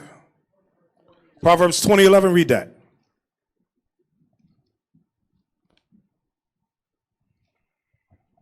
Proverbs chapter 20, verse 11. Even a child is known by his doings. Even a child is known by his doings. Go ahead. Whether his work be pure and whether it be right. Was that the whole verse? Yes, sir. All right. So what it's saying is that you know your child's personality, their characteristics, their habits from just observing them. If your daughter's a hoe, she had hoish tendencies when she was young. She's the one that when friends come over, she want to sit on their lap and grind. You know how kids sit in your lap sometime and just play around? After a while, as they get a little older, they start feeling tingly down there. Hey, that felt kind of, and then she wants to keep doing that. You see the tendencies in these children. If you got a little homo son, you know that boy's a little homo son. Dashing through the woods to meet three strange men. Getting videotaped. What the hell is going on here? I got lost, and three men helped me out, and they bought me clothes and sneakers and gave me a haircut. Really? Oh, you got cut all right. Really? That's all, they just gave it to you because they just liked you and they just met you? Yes, mommy, that's what happened. Little lion-ass homo boy, what the hell is this? You got to recognize the spirit in the kids. Unless you turn into the three blind mice. Right. Not the three blind mice, those damn monkeys. Them three monkeys. See no evil, hear no evil, speak no evil. You blind to everything. You are ostrich with your head in the sand. And you know the child going to destroy somebody's life later on. You know that. Like, what's that movie I showed a year or so ago? Is it called Valentine's? Funny Valentine? Is that it? With who? Alfred Woodard and no, not Vang Rain, not that. That ain't it. It's the one where she got raped. It's Alfred Woodard and Loretta Devine. Hey, show me that movie. Put it up there. Put it in Alfred Woodard, Loretta Devine, because now I gotta know. Funny Valentines. That's it. Alfred Woodard and Loretta Devine. And in the movie, they were at this church. And the minister and his wife had a son who was a damn whoremonger. He was a son of Eli, meaning he was a black Hebrew Israelite. And he was going around raping the girls. And he raped, I think it was Alfred Woodard's character. Yeah, raped her. Then they was going to press charges, and the mother said, have mercy, have mercy. We'll send them away. Please don't have, it'll destroy the church. It'll destroy everything.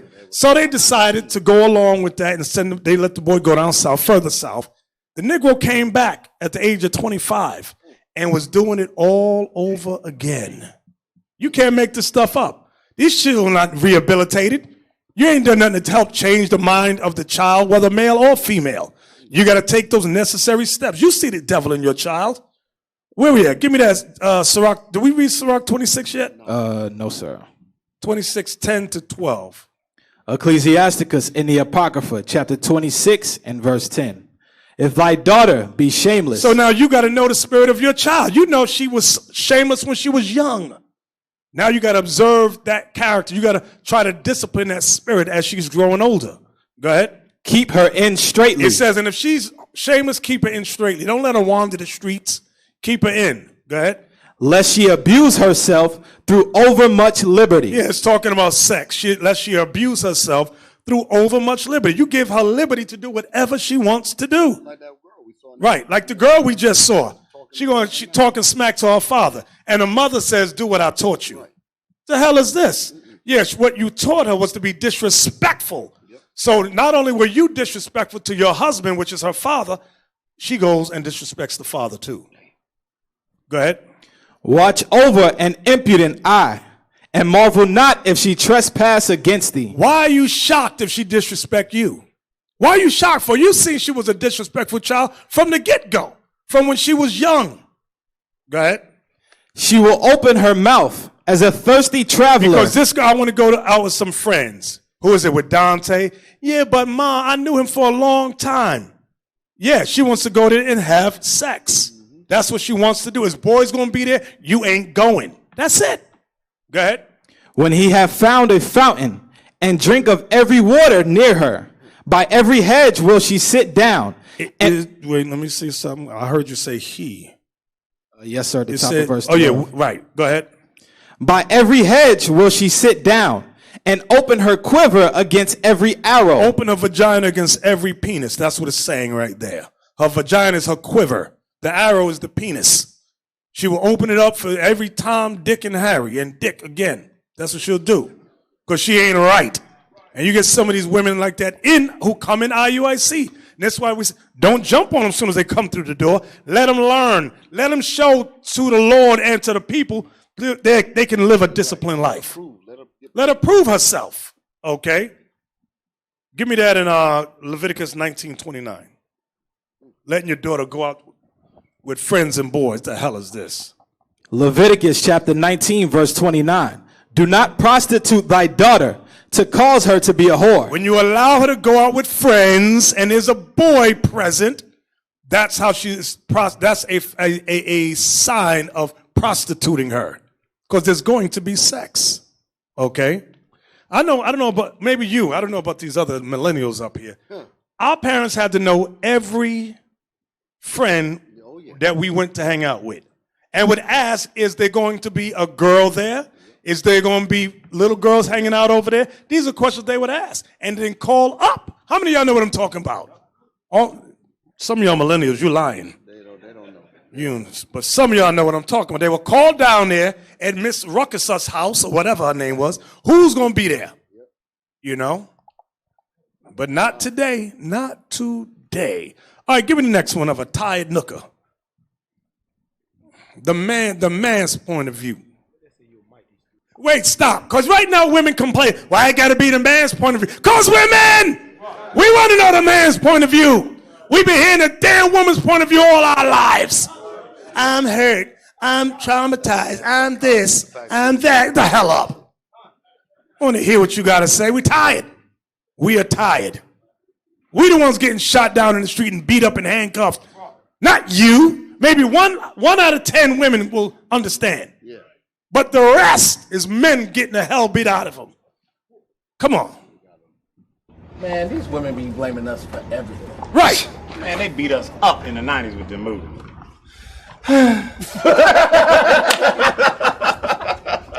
Man, I'm telling you, man, my wife be giving me the blues, arguing every day. Arguing is like crack for black women. They know it's destroying the relationship. They just can't stop doing it. Yeah. Pause it right there. Can you argue it? Pause it right. He said arguing is like crack for black women. And they know it's destroying the relationship, but they keep doing it. They keep doing it. They cannot stop.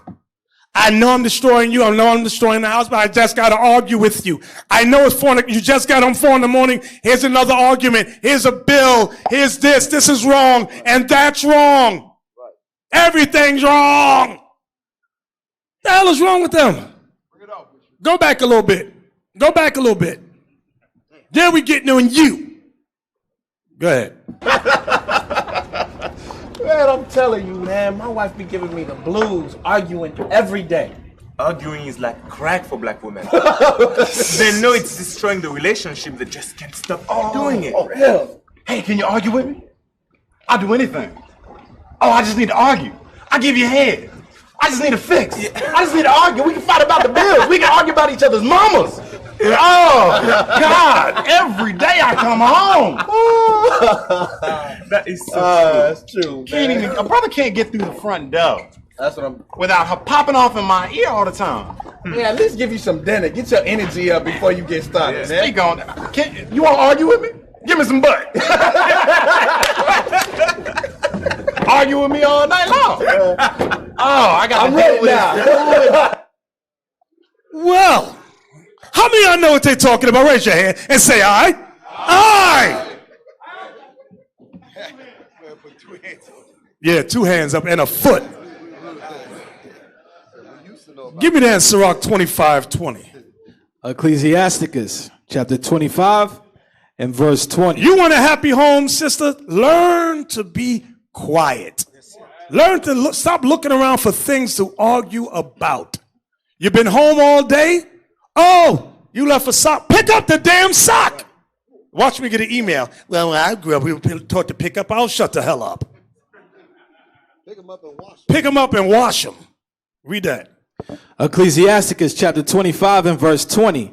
As the climbing up a sandy way is to the feet of the aged, so is a wife full of words to a quiet man. So is a wife, like you got an old man trying to climb up a sandbank. He can hardly get up there. His knees hurt. He's tired. He don't got the strength of a young man no more. He's worn out. He's beat down. Now he's trying to climb up a sandy way. Yeah. God says, that's like a wife full of words to a quiet man. You got a brother, he don't like to argue. He ain't always yapping at the mouth. But the wife, she got so much to say. And she's the one that's sitting at home, okay? But she loves to fight and is draining the man's spirit. In essence, it's aging him before the time. That's what's happening. I'm realizing that's what that verse is talking about. That brother starts to, what's that verse that says about carefulness is like ages you before the time? Y'all know it? It's in Sirach somewhere. Let me look for it. 30, I think. Say it on the mic so that people can hear you. That's why the black man always die before the woman. Yep. She kill you slowly. Yes, the argument kill you slowly. 7 years you drop dead right there. Where's that verse at? Somebody help me. 30 and 24. Where? Ecclesiasticus 30 and 24. 30 and 24. Let me look at it. Okay, go ahead. Ecclesiasticus in the Apocrypha, chapter 30 and verse 24. Envy and wrath shorten the life, and carefulness bringeth age before the time. Now, we usually bring this out for an individual, but it also applies when the wife is always nagging you, like the verse we just read. You notice a young man, all of a sudden he got gray hairs. Why you got gray hairs? Because I'm stressed, brother. My wife always argues with me. There's nothing I can do right. It's always this. It's always that. You didn't pay this bill. You didn't do that. Meanwhile, back at the ranch, she's sitting home, scratching, doing nothing. She can barely cook a decent meal. You got to think about how aggravating that is. You done worked all day, and you come home and you expect to have peace. Your home is the place where you're supposed to be able to recharge your batteries, so to speak. If you can't get rest in your home, you basically homeless. Cause where you gonna get your rest at? And that's where the cleanup woman comes in. Right. Hey, did the video go? Was the stream broken off? It's back on. All right. So they shut us down for a second. They shut us down. Go ahead, Lava. What you gonna say? Yeah, you know, Satan seeing this word come out, trying to shut it down. Remember, for your sisters that said the microphone too low, to some house it's clear. You just have to refresh your stuff. You understand? Your cheap stuff, just refresh it. You're gonna be all right. It might not even be cheap stuff. The husband saying, "Why is the sound so low?" Because she on the side with the remote, lowering the sound. She don't want to hear this. She's talking while you're trying to listen. Exactly. Where we at? What did we just read? Sirach 30 and verse 24. Read it again. Sirach chapter 30, verse 24. Envy and wrath shorten the life, and carefulness bringeth age before the time. Mm-hmm. Give me go back now to Sirach 26 and 14. Ecclesiasticus chapter 26 and verse 14. A silent and loving woman is a gift of the Lord. Wait. Maybe the black woman, the Israelite woman, doesn't understand what a gift of God is. And you know what? You ever notice weddings? We'll say, hey, bruh, you know, this COVID thing, we'll have a few of the marriages together. And the brother will be like, all right, he goes home, and it's the woman that says, no, I'm not getting married with that BIT over there. This is my day. This is about me. It's always these women that do that. Men, we don't give a daggone about that. It's always the woman. She wants to be seen. She wants to be acknowledged. She wants to present herself as a gift from God to you. But guess what? Read that verse one more again. A silent and loving woman is a gift of the Lord. Maybe maybe she crossed that out with a black highlight. Yeah, I was about to say, Bishop. They crossed that out of their Bible. Hey. It says a gift of God is a silent woman. See, sisters, we listen. She goes, she never listened to you, never listened to me. We do listen when you're quiet. You want to know? You want to know if you got the devil on your arm? Read that scripture to them and watch their reaction. Because they're supposed to want to take that on. They're supposed to be like, yes, I want to get with this immediately. But if they looking at you like you're trying to correct them or something, like they mad, you know you got a demon. They all upset. So what you're saying is, according to this scripture, if your woman is not a quiet woman, she's supposed to love not a gift from God. She's a gift from the devil. Yes. That's the point I'm saying. The devil give you her. Yep. So she was not a gift of God. That's usually the backdoor marriages. Right. Yes. All you brothers with backdoor marriages, you got a gift from Satan. Let me say it a different way. Because it says a silent and loving woman is a gift of the Lord. All women are supposed to want to be this. Yes. That's what they're supposed to be. This right here should be on their forehead and everywhere else on them. They're supposed to want to relish in this. Whenever this becomes a pain to their ears, you know you better get the hell away from them. But you know you can train in yourself, sister. Put a tape on, silent tape. Damn, there is a lot of gift from the devil. Yes. There's a lot of gift from the devil from NIUIC. So if she call you a bitch ass nigga, that's a gift from the devil. Yes. If she's smacking you stuff, that's the gift from the devil. Yes. What do you mean smacking your stuff? What do you mean? I don't want to get into it, Bishop. I'm just going to leave it out there, Bishop. You know, there's a lot of levels in that. I ain't going to talk no more. We do this. Go ahead and talk. There's a lot of levels in that verse. Because it's almost like an insult to tell a woman that she's feminine. For her to be feminine in the terms of being subservient to her man. She takes that as an insult. Yes. She takes that. Only the American right. black That's what I'm talking about. She takes that as you trying to hold me down. Yeah. Some foolishness like that. That's supposed to be a compliment. God made her that way. She's supposed to relish in what God made her. She said, no, I don't want to be what God made me. I want to be the man.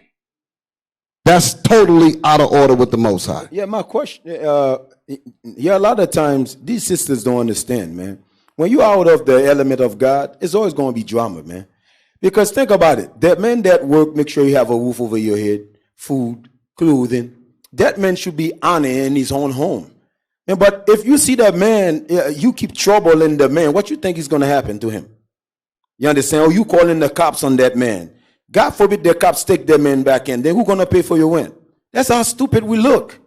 Then when you sit there, we had stupidity like that happen. Yeah, when you see these things happen, then you wonder why we get on you. We get on you because your mind is upside down, black woman. You need your mind to be upside down. That's what's wrong with you. There was a black ashy devil with us. I think she still might be. I hope you're listening if you are. She gets her husband arrested. He goes to jail. He loses his job. He cannot pay the rent. He cannot pay the car note. She brings her black ashy behind up here and says, can y'all help us out? We can't pay our rent. We can't. No! Take your black ashy behind and sit down somewhere. You plucked down your marriage. You destroyed your marriage. You destroyed the family. And you want us to bail you out after you do something stupid. You know, there's an expression. Don't make long-term decisions based on short-term emotions. Meaning you're angry right now, but you're going to do something so detrimental that's going to destroy the future of your marriage. And then you want us to bail you out. We can't bail you out, black ass you devil. You on your own now. You made your bed, lie in it. Then they wonder, then when you say, sis, why you call the cops on your husband? He yelled at me. How many times did a white man yell at you at your job? Do you call the cops on him? You understand? That man don't put no hands on you. He don't do nothing like that. Yeah, he raises his voice in his own home. Now you call the cops on him. Then you want us to believe that that man is evil. You understand? Not realize that you're not working, sis. You know what I mean? Your meditation is in idle times, pouring upon evil after evil. Then you wonder why your house is destroyed. You understand? Why you don't stand up for me? You need to stand up for me. No, you build your own name. You got your own name to belong. You know, the Most High is beautiful. He makes man and he makes woman. And he puts them in their proper order and their proper role. And the two roles are supposed to complement each other. That's how things work. Whenever you have a situation where you in your man's role and you dealing with a woman and she don't want to deal in her woman's role, that's going to destroy everything that we was reading about. Pluck the house down, tear the man down, tear his mind down, make him old before the time. It just destroys planet Earth. It gets rid of everything. It gets rid of everything. So just real quick, you brothers that's into looking for a spouse, make sure that she fit the proper direction that the Most High said in his Bible. If you don't, you're going to end up in a whole lot of hell. Telling you straight. Go ahead, Bishop. Got Isaiah 30 and 12. Isaiah 30 and 12. Isaiah chapter 30 and verse 12. Wherefore, thus saith the Holy One of Israel, because ye despise this word. Because you despise the Bible. And trust in oppression. You trust in the white man's policies, his rhetoric, his philosophies. And perverseness. And perverseness. And stay thereon. And you want to stay thereon. What does it mean our people like oppression and perverseness? When it comes to oppression, this is an oppressive system. The Constitution, yes, it is oppressive. Okay? What the feminist movement is oppressive. Okay? They use that thing to destroy our whole families. Welfare came in, public housing, to destroy the black family, destroy the family. That's what they did. I'm talking about you, Northern Kingdom too. Don't think I'm not. I am talking about y'all too.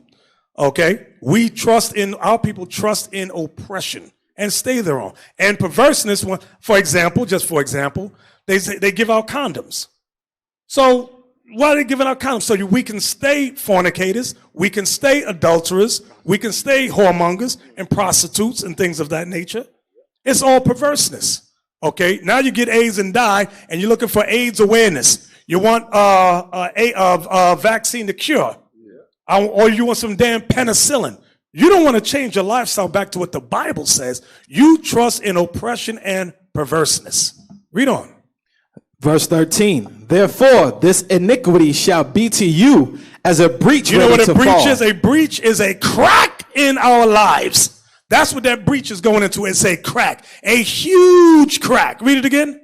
Therefore, this iniquity shall be to you as a breach ready to fall, swelling out in a high wall. It's like Israel. We got a high wall in this nation. There's a huge breach, crack in it, and it's about to come tumbling down. And it did come tumbling down on us. Now here we are in captivity because the enemy came through the walls, because they tumbled, and we're in slavery. Now we're confused. Go ahead. Whose breaking cometh suddenly at an instant. Go ahead. And he shall break it as the breaking of the potter's vessel that is broken in pieces. He shall not spare, so that there shall not be found in the bursting of it a sherd to take fire from the hearth. Meaning no comfort for us. Go ahead. Or to take water with all out of the pit. You ain't going to have no water to drink, no thirst. You're going to be thirsty all your days. Go ahead. For thus saith the Lord God, the Holy One of Israel, in returning and rest shall ye be saved. Listen, follow me. I'm trying to speak. Read it again. In returning and rest. In returning and rest. Go ahead. Shall ye be saved. Shall you be saved. So this is God's message to us. We got to return to him and we got to rest. What does it mean rest? Rest in what he's saying. Trust in what he's saying. That's what it means. Rest in this. Rest in this, not in what America says. Rest in what God's law says to do. Go ahead. And then it said what? Read. And rest shall ye be saved, in quietness and in confidence shall be your strength. See that? In quietness. Quiet, meaning when the Bible is speaking, shut up. Woman, the Bible is speaking. God don't want to hear your point of view. All he wants to hear is his words, and you obey. That's what it means in quietness and in confidence. We got to be confident in what God's word says. And when the Bible speaks, we are all to be shut the hell up. That's what it means. Go ahead. And ye would not. And you would not. That's what we see today. We see it in IUIC. Ye wouldn't. You came in as if you were returning to the Lord. You came in as if you were resting in his words. You came in as if you wanted to be saved. You came in as if you wanted to be quiet and be in confidence. But that bottom part says, ye would not. Rebellion. Rebellious black women. Rebellious men. But today we're talking about the woman. Have at it. So that's what's going on right there. Give me the next one. Because some of you brothers, you don't want to wait. You're on Facebook hunting for pretty women. That's all you're looking for. You come in, as soon as the women say, I'm glad there ain't no women here today. Because half y'all be looking on that side of the room. Talking about, is she single? Is that one right there single? Because that's all you're looking for. Watch this. You're going to get a demon in disguise. Give me the woman accused of killing the Georgia rapper. Woman accused of killing. Yeah, that's it. Go ahead. A woman in Clayton County was sentenced today to 125 years in jail for killing her baby's father. Jennifer Bellamy joins us with more. Jennifer, it was a trial with a lot of emotion, some shocking testimony, pitting family member against each other. It really has, Cheryl. Earlier this month, Sierra Harp's own mother took the stand to urge the judge to give her the maximum sentence and also to sterilize her. The mother upset that the murder took place in front of the couple's young daughter. Her testimony, a stark contrast to the people who took the stand today to speak in Harp's defense. Now, this story goes back to December of 2017 when Harp shot her baby's father, Raheem Grant, 7 times at an apartment in Riverdale. Grant captured the murder on his own cell phone. Wait a minute. Wait. Let's go back again. I heard Riverdale. Go back. Now, you see the sister. She ain't hard on the eyes. If she was up in here, half these brothers be wanting that sister right there. Half of y'all.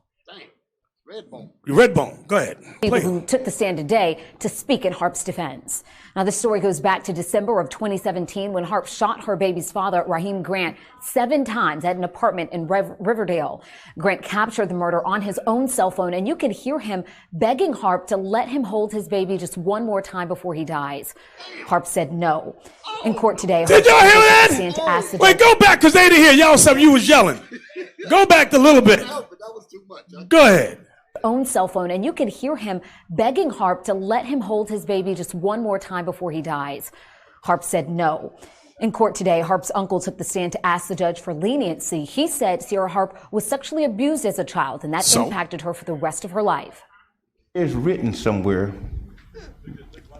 to train up a child in the way that he should go, and as he gets older, he would never depart from it. That's not what happened here in this childhood. Other friends of Harp took the stand to testify that she was a good mother, but Harp's own mother said the family tried to help her many times, yet she continued to make bad choices. So this sister continued to make bad choices. And they try to use the excuse, because you hear a lot of sisters say that. What did they say she was? She was abused. Listen, sister, let me tell you something. If you were abused as a child, molested, whatever, and it's still traumatizing you, you're not ready to get married. If you are 30, we got a case right now about that. We got a case right now. See that? Just dawned on me. Here you are. I don't want to say the state. Here you are, 28 years old, talking about you were molested. Okay, when I was 6. All right, you were molested when you were 6. And you're traumatized, sister? Yes, well, you need white man therapy. You go get you, because the Bible's doing you no good. You've been in the truth with us 2 years.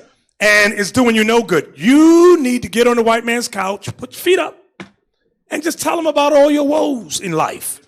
$100 an hour, and no, brother, she's not, no, I don't care how cute she is. Don't marry her. She's going to destroy your life. She's traumatized. She's that type. You be in bed, you want to cuddle, not cuddle, men don't cuddle. You lift her leg in the middle of the night, and she, and try to stab you. You look like my uncle. He molested me.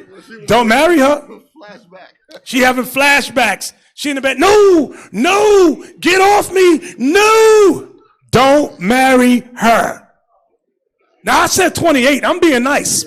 There's some sisters 38, 48, 58 with the same problems. Bishop, you know I was molested. No, I didn't know, and I don't care.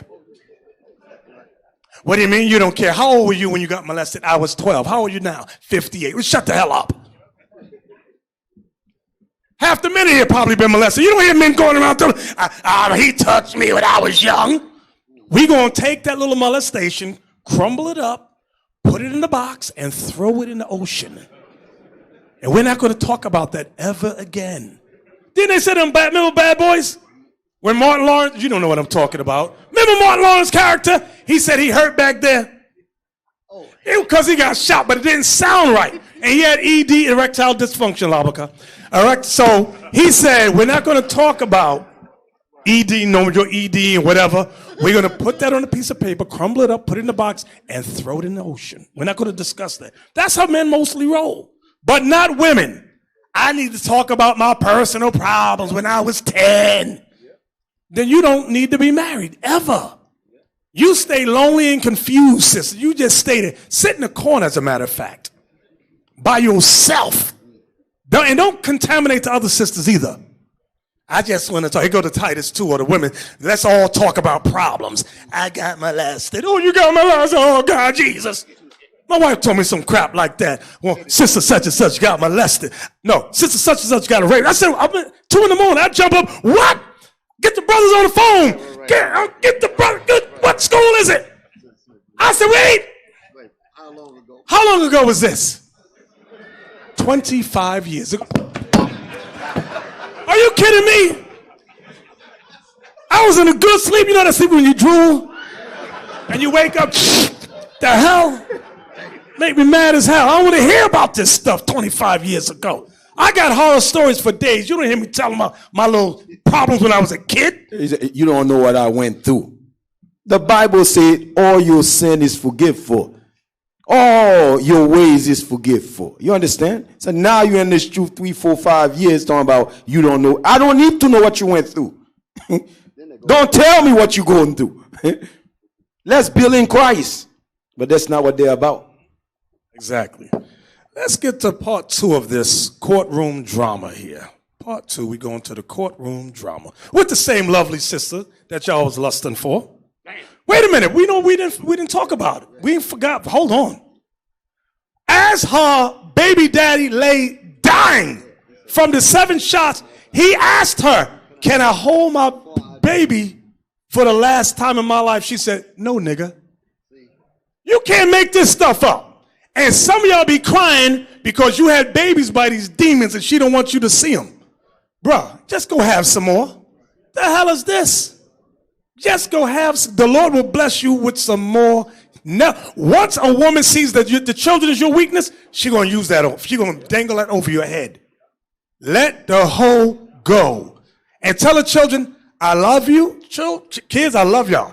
But you are casualties of war. This demon, this mother of yours is the whore of Satan. Let her go. Let the hoe go. And say, hey, I'm going to put money in the bank account for you. When you get older, you come see me. And I'll introduce you to some new brothers and sisters. That's how you got to be. Once they see that weak, mealy-mouthed Negro, Latino brother, she going to walk all on your head. She going to eat rice on your head, all of that. Put a plate on your head and eat. Don't move, nigga.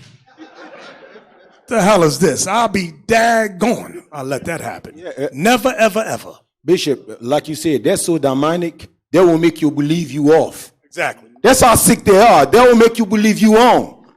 You understand? Like, think about it. You working hard, make sure the bill pay, light is on. That will make you believe that you wrong. Then you go out here thinking that, oh, maybe something wrong with me. No. That's how sick people are, man. I'll tell you a story. I'll tell you one of my own dramas. This was at the school 12 trial. I remember this drama. My wife wanted to have a daggone baby shower, and it fell on the new moon. And her father had rented out this hall or whatever. And I said, hey, you can't have a baby shower on that day. This is when we were doing baby showers 20-something years ago. I said, no, you can't do that. She said, well, my father already put money down on it. I said, well, tell him to get a refund. No, he can't get a refund. I said, well, then I'll give him the money back, but it's God's day. We cannot be celebrating you on God's day. I'm going to my father's house. Go to father's house, take the kids. One day go by, and her father called me, tried to curse me. I said, listen, that's your daughter. In fact, she ran home to you. That's your wife, because she ain't listen to what I'm saying. So I'll go by the house, and I'll bring some clothes. And the kids is all sitting there on the couch. This at the fire. I bring the clothes, and I walk out. She go, ain't you going to say something to your kids? I said, no, those are your kids. I'm going to go have some more. Bye. And I left. I ain't playing that. The hell is this? They want you to be broken spiritually over some kids. That ain't happening. And God loses all respect for you. Some of you men be mighty men on paper, but when you look, you see all the cracks in your life. He's weak with the woman. He's weak with the children. He had a kid. He don't want to lose her. He don't want to do this. So you suffer all kind of disrespect, all kind of evil. You a weak nigga. And that's what the Lord is saying. This dude ain't right. Look at him. You remember that brother back at the old school, he was in the Atlanta video with us. Big mighty man. You know what I'm talking about. Yasha, remember him? Oh, yeah. Powerful brother. You couldn't get no more powerful than his brother. But his wife, high yellow red bone, his wife was the spawn of Satan. She never wanted to come to the school. And one day the young girls raised a hand in class and said, I got a question. This was after it was High Holy Day. I got a question. She said, based on 1 Timothy, the 3rd chapter, she said, it talks about the bishop and the deacons and their wives. Now, he was senior to us. She said, how come all us young sisters, we come, our husbands is here, but his wife never comes. Now, his face was cracked and on the floor. Didn't know what to say. I didn't know what to say because I knew she was right. I'm sitting there like, you hear do-do-do-do-do-do. You hear music in the background. And then the only response is anger. Anger.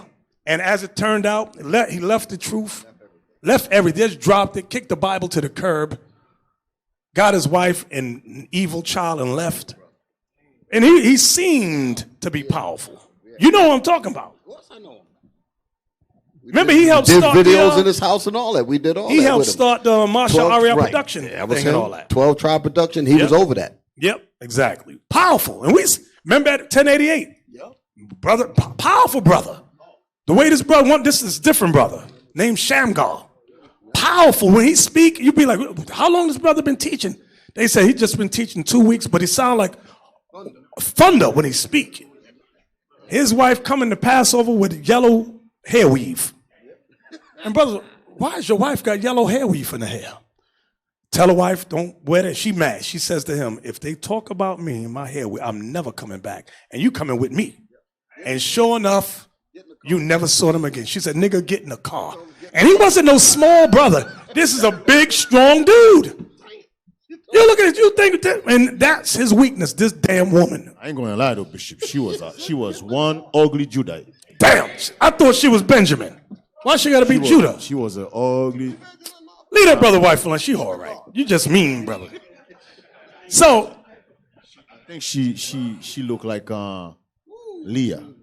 Who? You know, no, Leah was all right looking. Leah wasn't bust. Why y'all be saying our foremother Leah was ugly? You know that's your mama. Yo, watch your mouth. Leah, watch your mouth, bro. Leah had Reuben, Levi, Simeon, and Judah. Yeah, watch your mouth, bro. Stop talking about our mama. Yeah, man.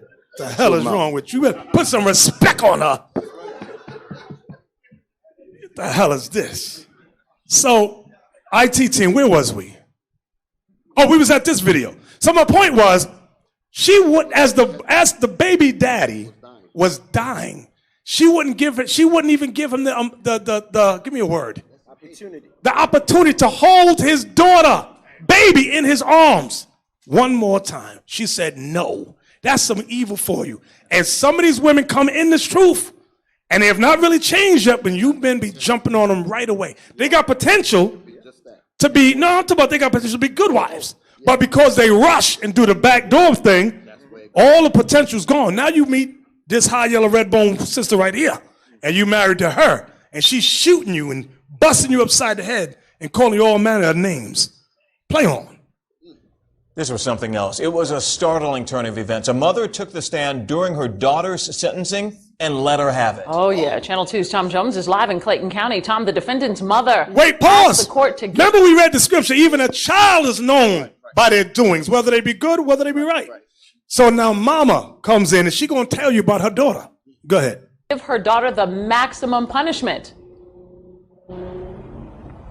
Javita Sierra Harp's mother asked the judge to give her daughter life without parole, and she told Harp there are consequences when you are manipulative, when you are a liar, and when you are a murderer. With no regards whatsoever, you murdered and you snatched. Angel stared away from her. One relative after the other. I hope God don't have mercy on your soul. Damn! As you didn't have mercy on his. Took the stand. Wait! Go back and said, Father. He was tired.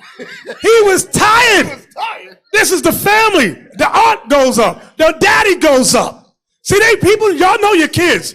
She was a problem in the community. She was a problem in the community, right? This is a problem child. Go ahead, play on.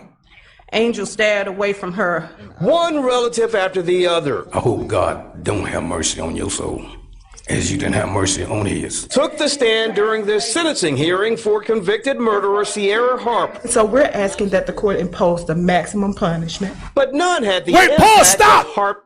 You know right now, some of y'all feel, oh, she's crying. See, that's your problem. Y'all fall for tears. These are what's called in the world crocodile tears. You know, a crocodile come out the water, and the water's coming out, and it look like it's crying. It's not real tears. It's just water on the eyes. We'll be in counsel. A woman knows. All I got to do is start crying, and these niggas going to believe me. Bishop, look, she's crying. I don't give a damn. Those are crocodile tears. When you finish, we're going to continue. Yeah.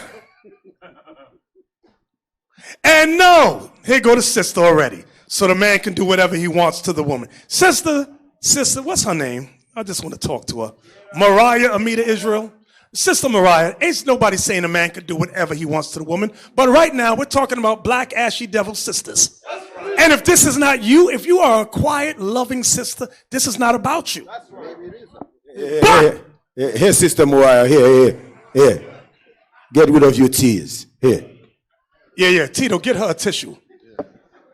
So today's class is not about the man walking all over the woman. Today's class is about the evil black woman that is not quiet, that is not loving, not respectful. That's what we are talking about today. If you are a loving sister, this is not you, sister. It should be roll off your back. What is that expression? Water off a duck's back. You got to be kidding me. You can't make this stuff up. Women are supposed to hear this and make sure that their daughters here she go again. Most men don't talk about their past experiences, but they treat the women like but they treat the woman they are with like crap. Well, sister, that's why you got to prove a nooker. You're supposed to prove him before you get with him, but no, you open that quiver and they all in. Damn. And you looking for this, but you might get this. Now you mad. You mad now. Where we at? She threw me off now. A simple behind. Where we at? Oh, back on this. Back it up a little bit. Back it up a little bit. Come on. Yeah, right there. Angel stared away from her. One relative after the other. I hope God don't have mercy on your soul, as you didn't have mercy on his. Took the stand during this sentencing hearing for convicted murderer Sierra Harp. Wait a minute. I know who this woman is. Isn't this the sister that stabbed her mama? This ain't her? Okay, you lucky, sister. You lucky. Go ahead. that the court imposed the maximum punishment. But none had the impact of Harp's own Don't fall mother. for it. You reveled in disrespect, foolery, and ignorance. Adrena Thurman gave her daughter a tongue lashing. Wherever you went, chaos and trouble was sure to follow. A jury convicted Harp last month for the murder of Raheem Grant, the father of her child. Harp recorded herself shooting Grant multiple times over several minutes in front of their daughter. Harp gave her mother the stink eye and mouthed a profanity, then called her a female dog after she lit into her. Thurman said Grant told her days before his murder he was improving his life and had new plans. I know for a fact these plans did not include you. She thinks that's why Harp murdered Grant. Grant's mother wanted the death penalty, but it wasn't on the table. You showed no mercy for my son, Sierra, and I asked the court to show no mercy for you. Wait a minute. So now, I want you men to see something about that. Notice, the baby daddy said, I'm going to improve my life and move on. The mother says she knows that those plans did not include you. So she became a bitter B-I-T and killed the man. Brothers, see, that's why some of y'all don't leave. I'm going to tell you right now. Some of y'all in these miserable, evil relationships, you scared to leave because you might get put to death. You might get stabbed in the middle of the night. You never know. But God says in Ecclesiastes 7:26, That's it right there. this is for the man's man. Read that thing. Read that scripture in a while. We ain't read it in a while. That's a good one. And some of you brothers cross it out of your Bibles like it don't exist. Ecclesiastes chapter 7, verse 26. And I find more bitter than death. And I find more bitter than death the woman whose heart is snares and nets. That's this woman that we just saw right here. Go ahead. And her hands as bands. Whoso pleaseth God. If you want to please God, shall escape from her. You must leave her. And that's what this brother attempted to do. He finally got the testicular fortitude, some bolitos, and she put him to death. You ain't leaving me. She was so bad he preferred death. Yes. And he still wasn't mad. Right. He said, let me hold my daughter before I die. And the host said, no. That's some evil. You can't make up evil worse like than that. this. Even though you're going to die, I'm still going to be worse. Damn. This is crazy. So read the verse again. Ecclesiastes chapter 7, verse 26. And I find more bitter than death the woman, whose heart is snares and nets, and her hands as bands. That's the wife that always is, like the mother said, you've always been manipulative. That's some of y'all wives in RUIC. Manipulative. Always trying to get their way. Crying at the drop of a dime when you raise your voice because they did or said something stupid. She's manipulative. She's a scourge in your sides. And most of the time it's because you didn't wait. Yeah, bolas, however you say it in Spanish. You know what I'm talking about, balls. So, some brothers ain't got none. They're like a daggone eunuch in reverse. The hell is this? Read that again. And I find more bitter than death the woman, whose heart is snares and nets, and her hands as bands. Whoso pleaseth God shall escape from her, but the sinner shall be taken by her. That's the key right there. Dang. When you decide to stay in that situation, it says the sinner shall be taken. God gave you a way out. All these backdoor things y'all got was not ordained of God. I'm going to tell y'all straight. It was evil, and the fruits of it is coming out. Yep. You see what's happening. You say, the Lord ain't blessed this because you did something evil from the beginning. And God said, I'm giving you a way. Remember, there's a brother. I ain't going to call his name. I ain't going to embarrass him. The wife, they get married on paper. She didn't want to give him no sex. Remember, you know what I'm talking about. We said, bro, get that. That's not a marriage because it's supposed to be consummated the day of. I said, annul that thing. I said, she a demon. She ain't right. Did she used to be in the other lifestyle? I can't remember. She used to be in another lifestyle. The brother says, no, I'm going to work it out somehow. Bro, I think you're making a mistake there. So he goes and tells her the counsel that we had. She said, oh, the counsel is they're going to leave me? Annul the marriage? Well, I'm going to give you some tonight. She gives us some tonight, and then what happened after that? She ain't get no more for months upon months. She gave him hell, damnation, and fire. You You can't make this stuff up. No, bro, she's doing this, and she said, Dad, and she smacked me, and she pushed me around the house. Well, bro, go sit your little sit your behind down, because I don't want to talk to you no more. We told you, we warned you, we counseled you. You decide to throw the counsel, you crumble it up and threw the counsel in the garbage. Whoa! Now look what you got. You made your bed, now lie in it with your little bolitos, your little baby balls. What are you going to say, Malachi? I was going to say, Bishop, some of these brothers, some of you need to go to your wife, beg her for your balls back. Some of you, your wife got your balls in her purse.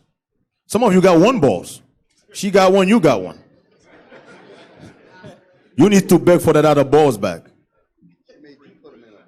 She might give it back to you. She made you put them in a bag. Yep. She didn't take them. She said, you give them to me. You put them in there. Give me Proverbs 7. Babe. Yeah, what? What, nigga? Can I have my balls back? Oh, you want your little baby balls back? You want your balls back? No. The hell is this? Proverbs 7 and 21. Proverbs chapter 7, verse 21. With her much fair speech, she caused him to yield. See, that's how these women be catching some of you brothers. Some of you brothers get caught because you're thirsty. Men can be thirsty too. Some of you brothers get caught because you're thirsty. Some of you get caught because the woman would not give up on you. She flattered you. She told you you had muscles for days, and you know you got a pot belly. She told you it was God's gift to women. Read that again.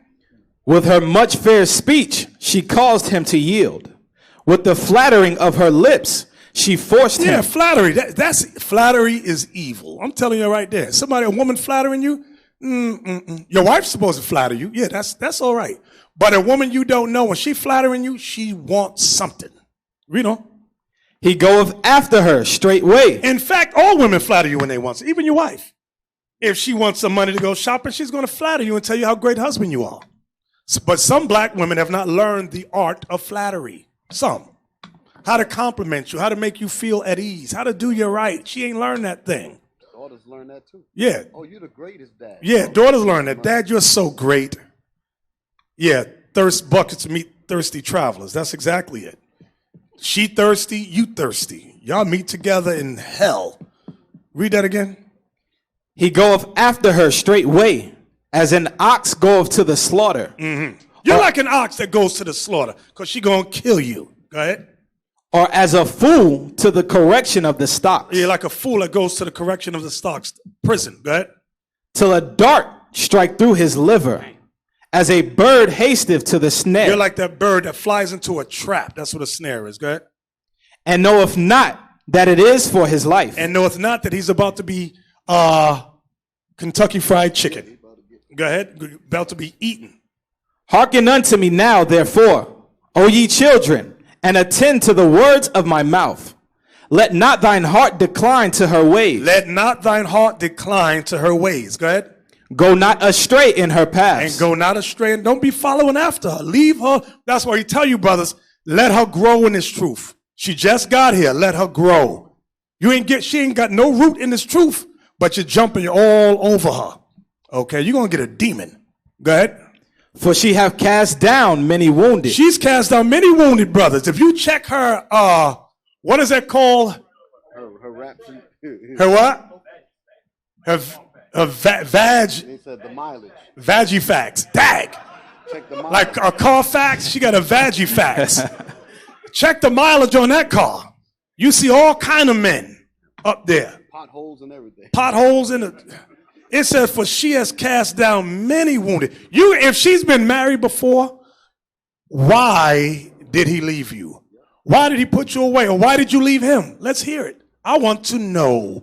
How many men you been with? What? And they all left you. You've been lonely for how many years? Why? And you see a good looking woman, she's never been married. She'll be like 30, 35, and she has never been married. The question ain't anything else but why?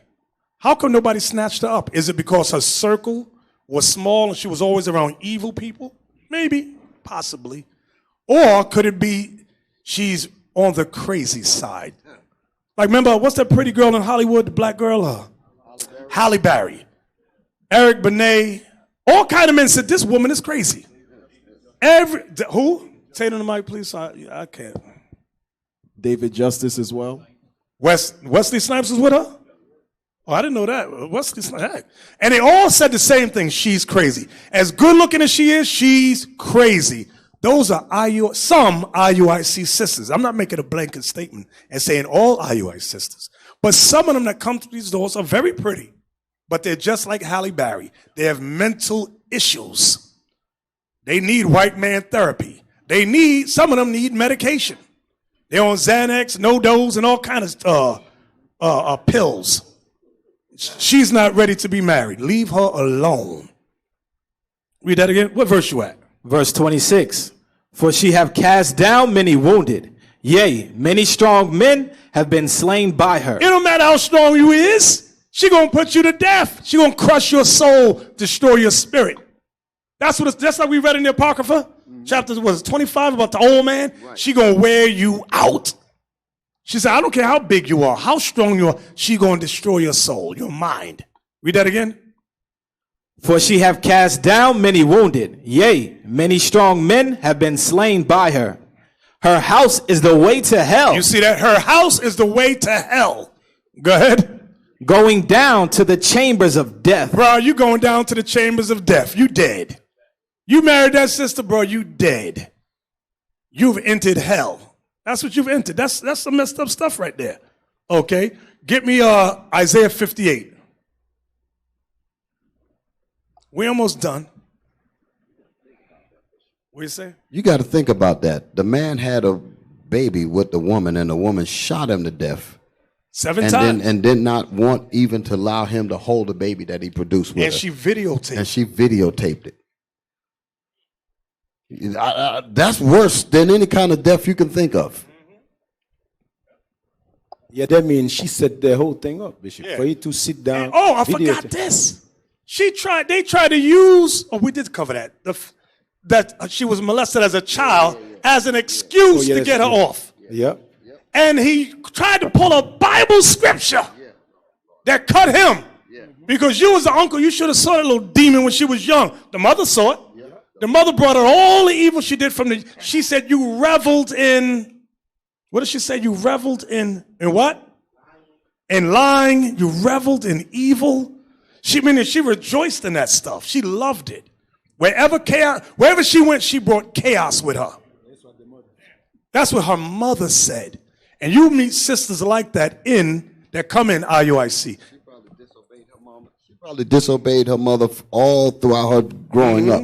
Yep. So that's that scripture of the Bible. Let them die the death. Yes. That's what that is right there. Get that in Matthew 15. It's around verse 4. About he that curses mother or father, that one. Christ, the Son of God, said, let them die. Oh, yeah, Jesus Christ said that. Oh, you women didn't know that. Matthew chapter 15, verse 4. For God commanded, saying, honor thy father and mother, and he that curseth father or mother, let him die the death. Didn't she call her mother a bitch in the courtroom for her mother telling the truth about her? Cursed her own mother. Jesus Christ, the Son of God, said, let her die the death. And they said, you give her no mercy, judge. Now the judge gave her mercy. He gave her, they didn't have the death penalty. But Christ said, let her die the death. Now that's a cold deal, because everybody said they believe in Jesus. Well, what Jesus are you talking about? The white image of Jesus, which is the image of the beast, or the Jesus of the Bible? Bishop, you know what's so heavy? A lot of your brothers, you got deacons, captains, high-ranking officers, soldiers. A lot of you put a lot of work in this truth. That's true. Some of you guys put a lot of work. And some of you, you're going to let a woman come destroy all this work you put over the years. That's that piece of bread, Deacon Malachi. Destroy the work you do. Turn you into a piece of bread. Some of you put more than you can. Some of you put more than you, seriously, you put a lot of work. And some of you refuse to stay away from these demons. Destroy you. and all the work you do, they're going to turn it into garbage. And go on Facebook and talk about Yes. the truth being the garbage. That's what you're going to do? Exactly. Give me Isaiah 58. Isaiah, the 58th chapter.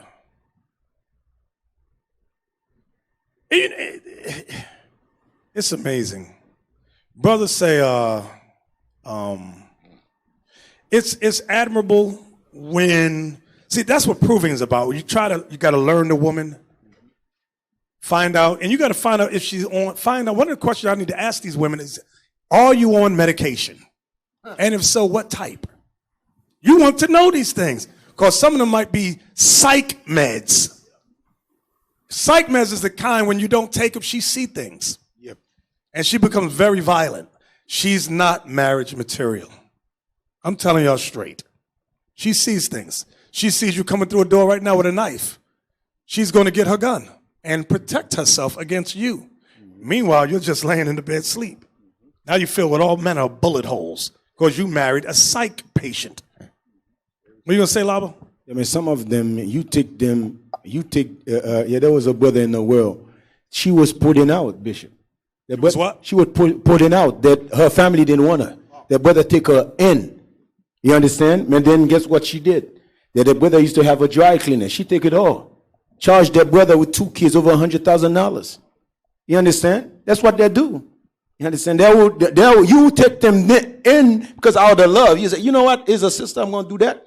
You understand me? Ben, you notice that the sisters that in the world and the sister in the truth, that's supposed to be a totally different thing we're supposed to talk about right now as we speak. You notice there's the same thing going on? Because why? These medicine mess the sisters up. They're not going to tell you what they're on. Oh, I'm just a med. No. Which kind? Is that the kind that you see your father in?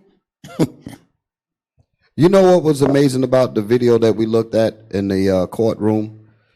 It seemed like the mother and the family had more love for the man, the father, more respect and honor for the man than their own daughter. That's how messed up she was. That's how messed up, and that thing came from her. And she said, this thing need to be put to death. Get that in it, Sirach 16:1. Y'all know this one. Before we get to Isaiah, Sirach 16:1. Ecclesiasticus and the Apocrypha, chapter 16 and verse 1. Desire not a multitude of unprofitable children, neither delight in ungodly sons. This is what men and women need to understand. God said, who said it? God says, desire not a multitude of unprofitable children. These are children that ain't no damn good. Neither delight in ungodly sons. Don't delight in that thing. Read. Though they multiply, rejoice not in them, except the fear of the Lord be with them. The only way you're supposed to rejoice in your kids is if the fear of the Lord is in them. If your sons and daughters, you don't got to force them to pick up the Bible. They pick it up willingly. Why? Because they love the Lord. You ain't got to force them to come to the class for the high holy. They rejoice in that thing. You got to spot that from when they're young. But when they're young, they suck in their teeth. They always crying. They get injured or hurt when it's time to come to the Sabbath class. Them kids ain't right. They sigh and suck their teeth when you say read a chapter. They got an attitude. You got to take a record of that. Take a note of that. Go ahead. Verse 3. Trust not thou in their life, neither respect their multitude. For one that is just is better than 1,000. Hear what that says? One just child is better than 1,000 ungodly, unprofitable, wicked, black, ashy, devil, bastard kids. So 999, none of them, you prefer them to be dead. Right. That's what the Bible said. That's what the Bible said. Watch the next part. And better it is to die without children. And better it is to die without children than to have them that are ungodly. You see that? Than to have kids that are ungodly. God said it's better to have no kids. That's a cold deal right there. See, I ain't learned the Bible. You women, you don't know the Bible. You claim you want to learn the Bible. No, you don't. Because when you bring it out, you mad. Some of y'all right now got your bottom, black when that big bottom lip just hang out. Why he talking about me? Why he saying that? With the black highlighter. Yeah. A bishop, if this scripture was was applied. I believe it was Dallas. Didn't one of some ungodly child put the mother to death last year? Or was it the year before? Or stabbed, something like that. No, they got put to death. Say it again, I'm sorry. Yeah, you remember what I'm talking about, right? There was a situation happened where the son put the mother to death. And yes. Yes. I thought that was in North Carolina. I don't remember what camp it was. Where's the one where the son came home and shot the mother, beat her with a pan? It was one of, anyway, It was one of the states. One of the states. Yeah. Why? Yeah, Houston. It was Houston. The other son tell him to put the son out. Right. And she keep letting him back inside the house, and he put her to death. Exactly. So thank you, Elias. So if your wife to be is on mental disorder meds like Prozac, Zoloft, Ritalin for ADHD, they're not ready to be married yet. Telling you, all we can do is warn you, men. You better find out if her purse. You go out, you take her out to dinner, and you hear rattling in her purse. And it's all filled with 26 different types of meds, don't marry her. All we can do is warn you. Listen for that sound, it's right. Isaiah 58 and 8. Isaiah chapter 58 and verse 8. Then shall thy light break forth as the morning, and thine health shall spring forth speedily. So the Lord wants to give us health speedily. Good health begins not just physically, but mental health. You want good mental health? You want good physical health? You want your spirit in good health. Read that again.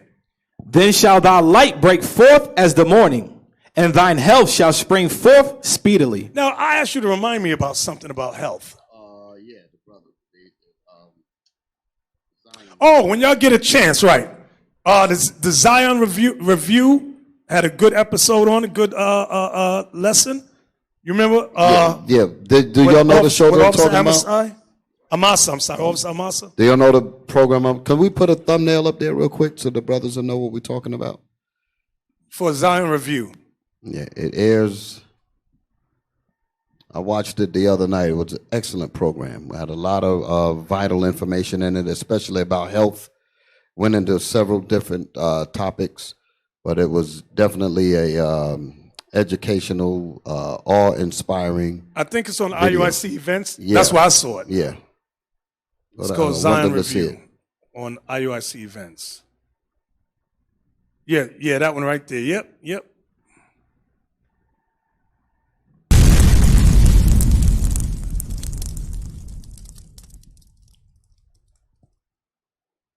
Hey, welcome back to the Zion That's Review.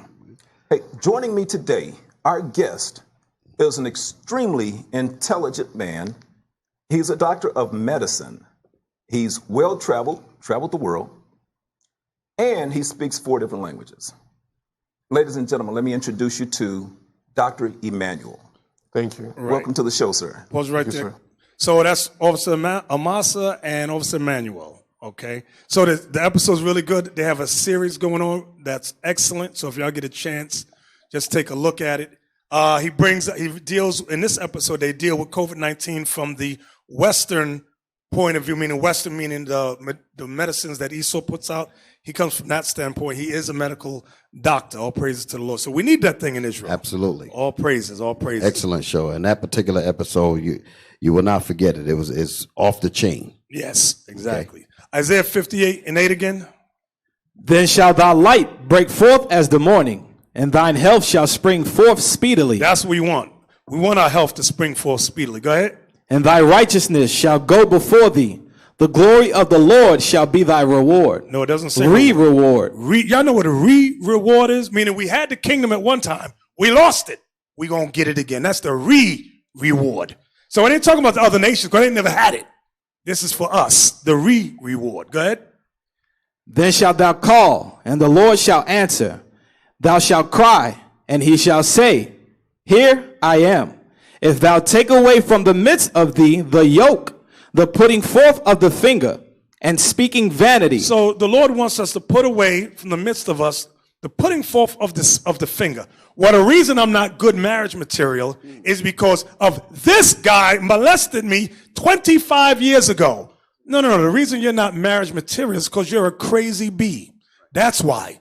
It has nothing to do with something that happened or occurred 25 years ago. We've all, you know what? As a matter of fact, I'm just going to tell one horror story. When I was 2, I grew up in a terrible, dysfunctional household. My father would come home and beat the hell out of my mother every day, punch her in the face. I grew up watching that thing for a while. And eventually my mom passed away. And then her sister took me in and adopted me. And they had a stable house. And I was shocked at what I saw. So I don't want to hear about your past and the reason that I went through it. I don't want to hear it. You're full of malarkey. You're full of crap. You're full of baloney. We all got horror stories, but we put it behind us and we push forward toward them. Y'all know what I'm talking about, brothers? Read that again. Then shalt thou call, and the Lord shall answer. Thou shalt cry, and he shall say, Here I am. If thou take away from the midst of thee the yoke, the putting forth of the finger, and speaking vanity, and if thou draw out thy soul to the hungry, and satisfy the afflicted soul, then shall thy light rise in obscurity, and thy darkness be as the noonday. And the Lord shall guide thee continually, and satisfy thy soul in drought, and make fat thy bones. And thou shalt be like a watered garden, and like a spring of water. That's how we're going to be in this truth. Go ahead. Whose waters fail not. And they that shall be of thee shall build the old waste places. In this truth, we are to build the old waste places. Our job right now is building Israel up all over again. Go ahead. Thou shalt raise up the foundations of many generations. And that's what we're doing now. We're raising up the foundation of many generations from the time Abraham, Isaac, Jacob, so forth and so on. We're raising these generations up. Go ahead. And thou shalt be called the repairer of the breach. You men got to understand, we're being called now the repairer of the breach. The word breach goes into crack. Our nation, our families, our individual lives are cracked. There's a breach there. Our job is to repair it. That's what this verse is saying. And it says, and thou shalt be called the repairer of the breach. Go ahead. The restorer of paths to dwell in. We are restoring paths to dwell in. Do you men understand that? Yes, sir. All right, let's get a Lord a hand for that. All praises, all praises. We used to scream black power while heroin was pushed. But at the end of the day, nothing's in vain. IUIC has been given a vision. The tents of Judah has risen. Many has attempted the mission. Minor murmuring, omitting, and missing the mark. Just reading that he had the flame of fire in his eyes gave us the spark. We on Paul's mission. We out on the road. Purple and gold. From Mexico, Cuba, Haiti, Ghana, Sierra Leone. 144,000 boots banging, concrete crackling. These are our men repented at heart. The scriptures is proof. IUIC, we deliver the truth.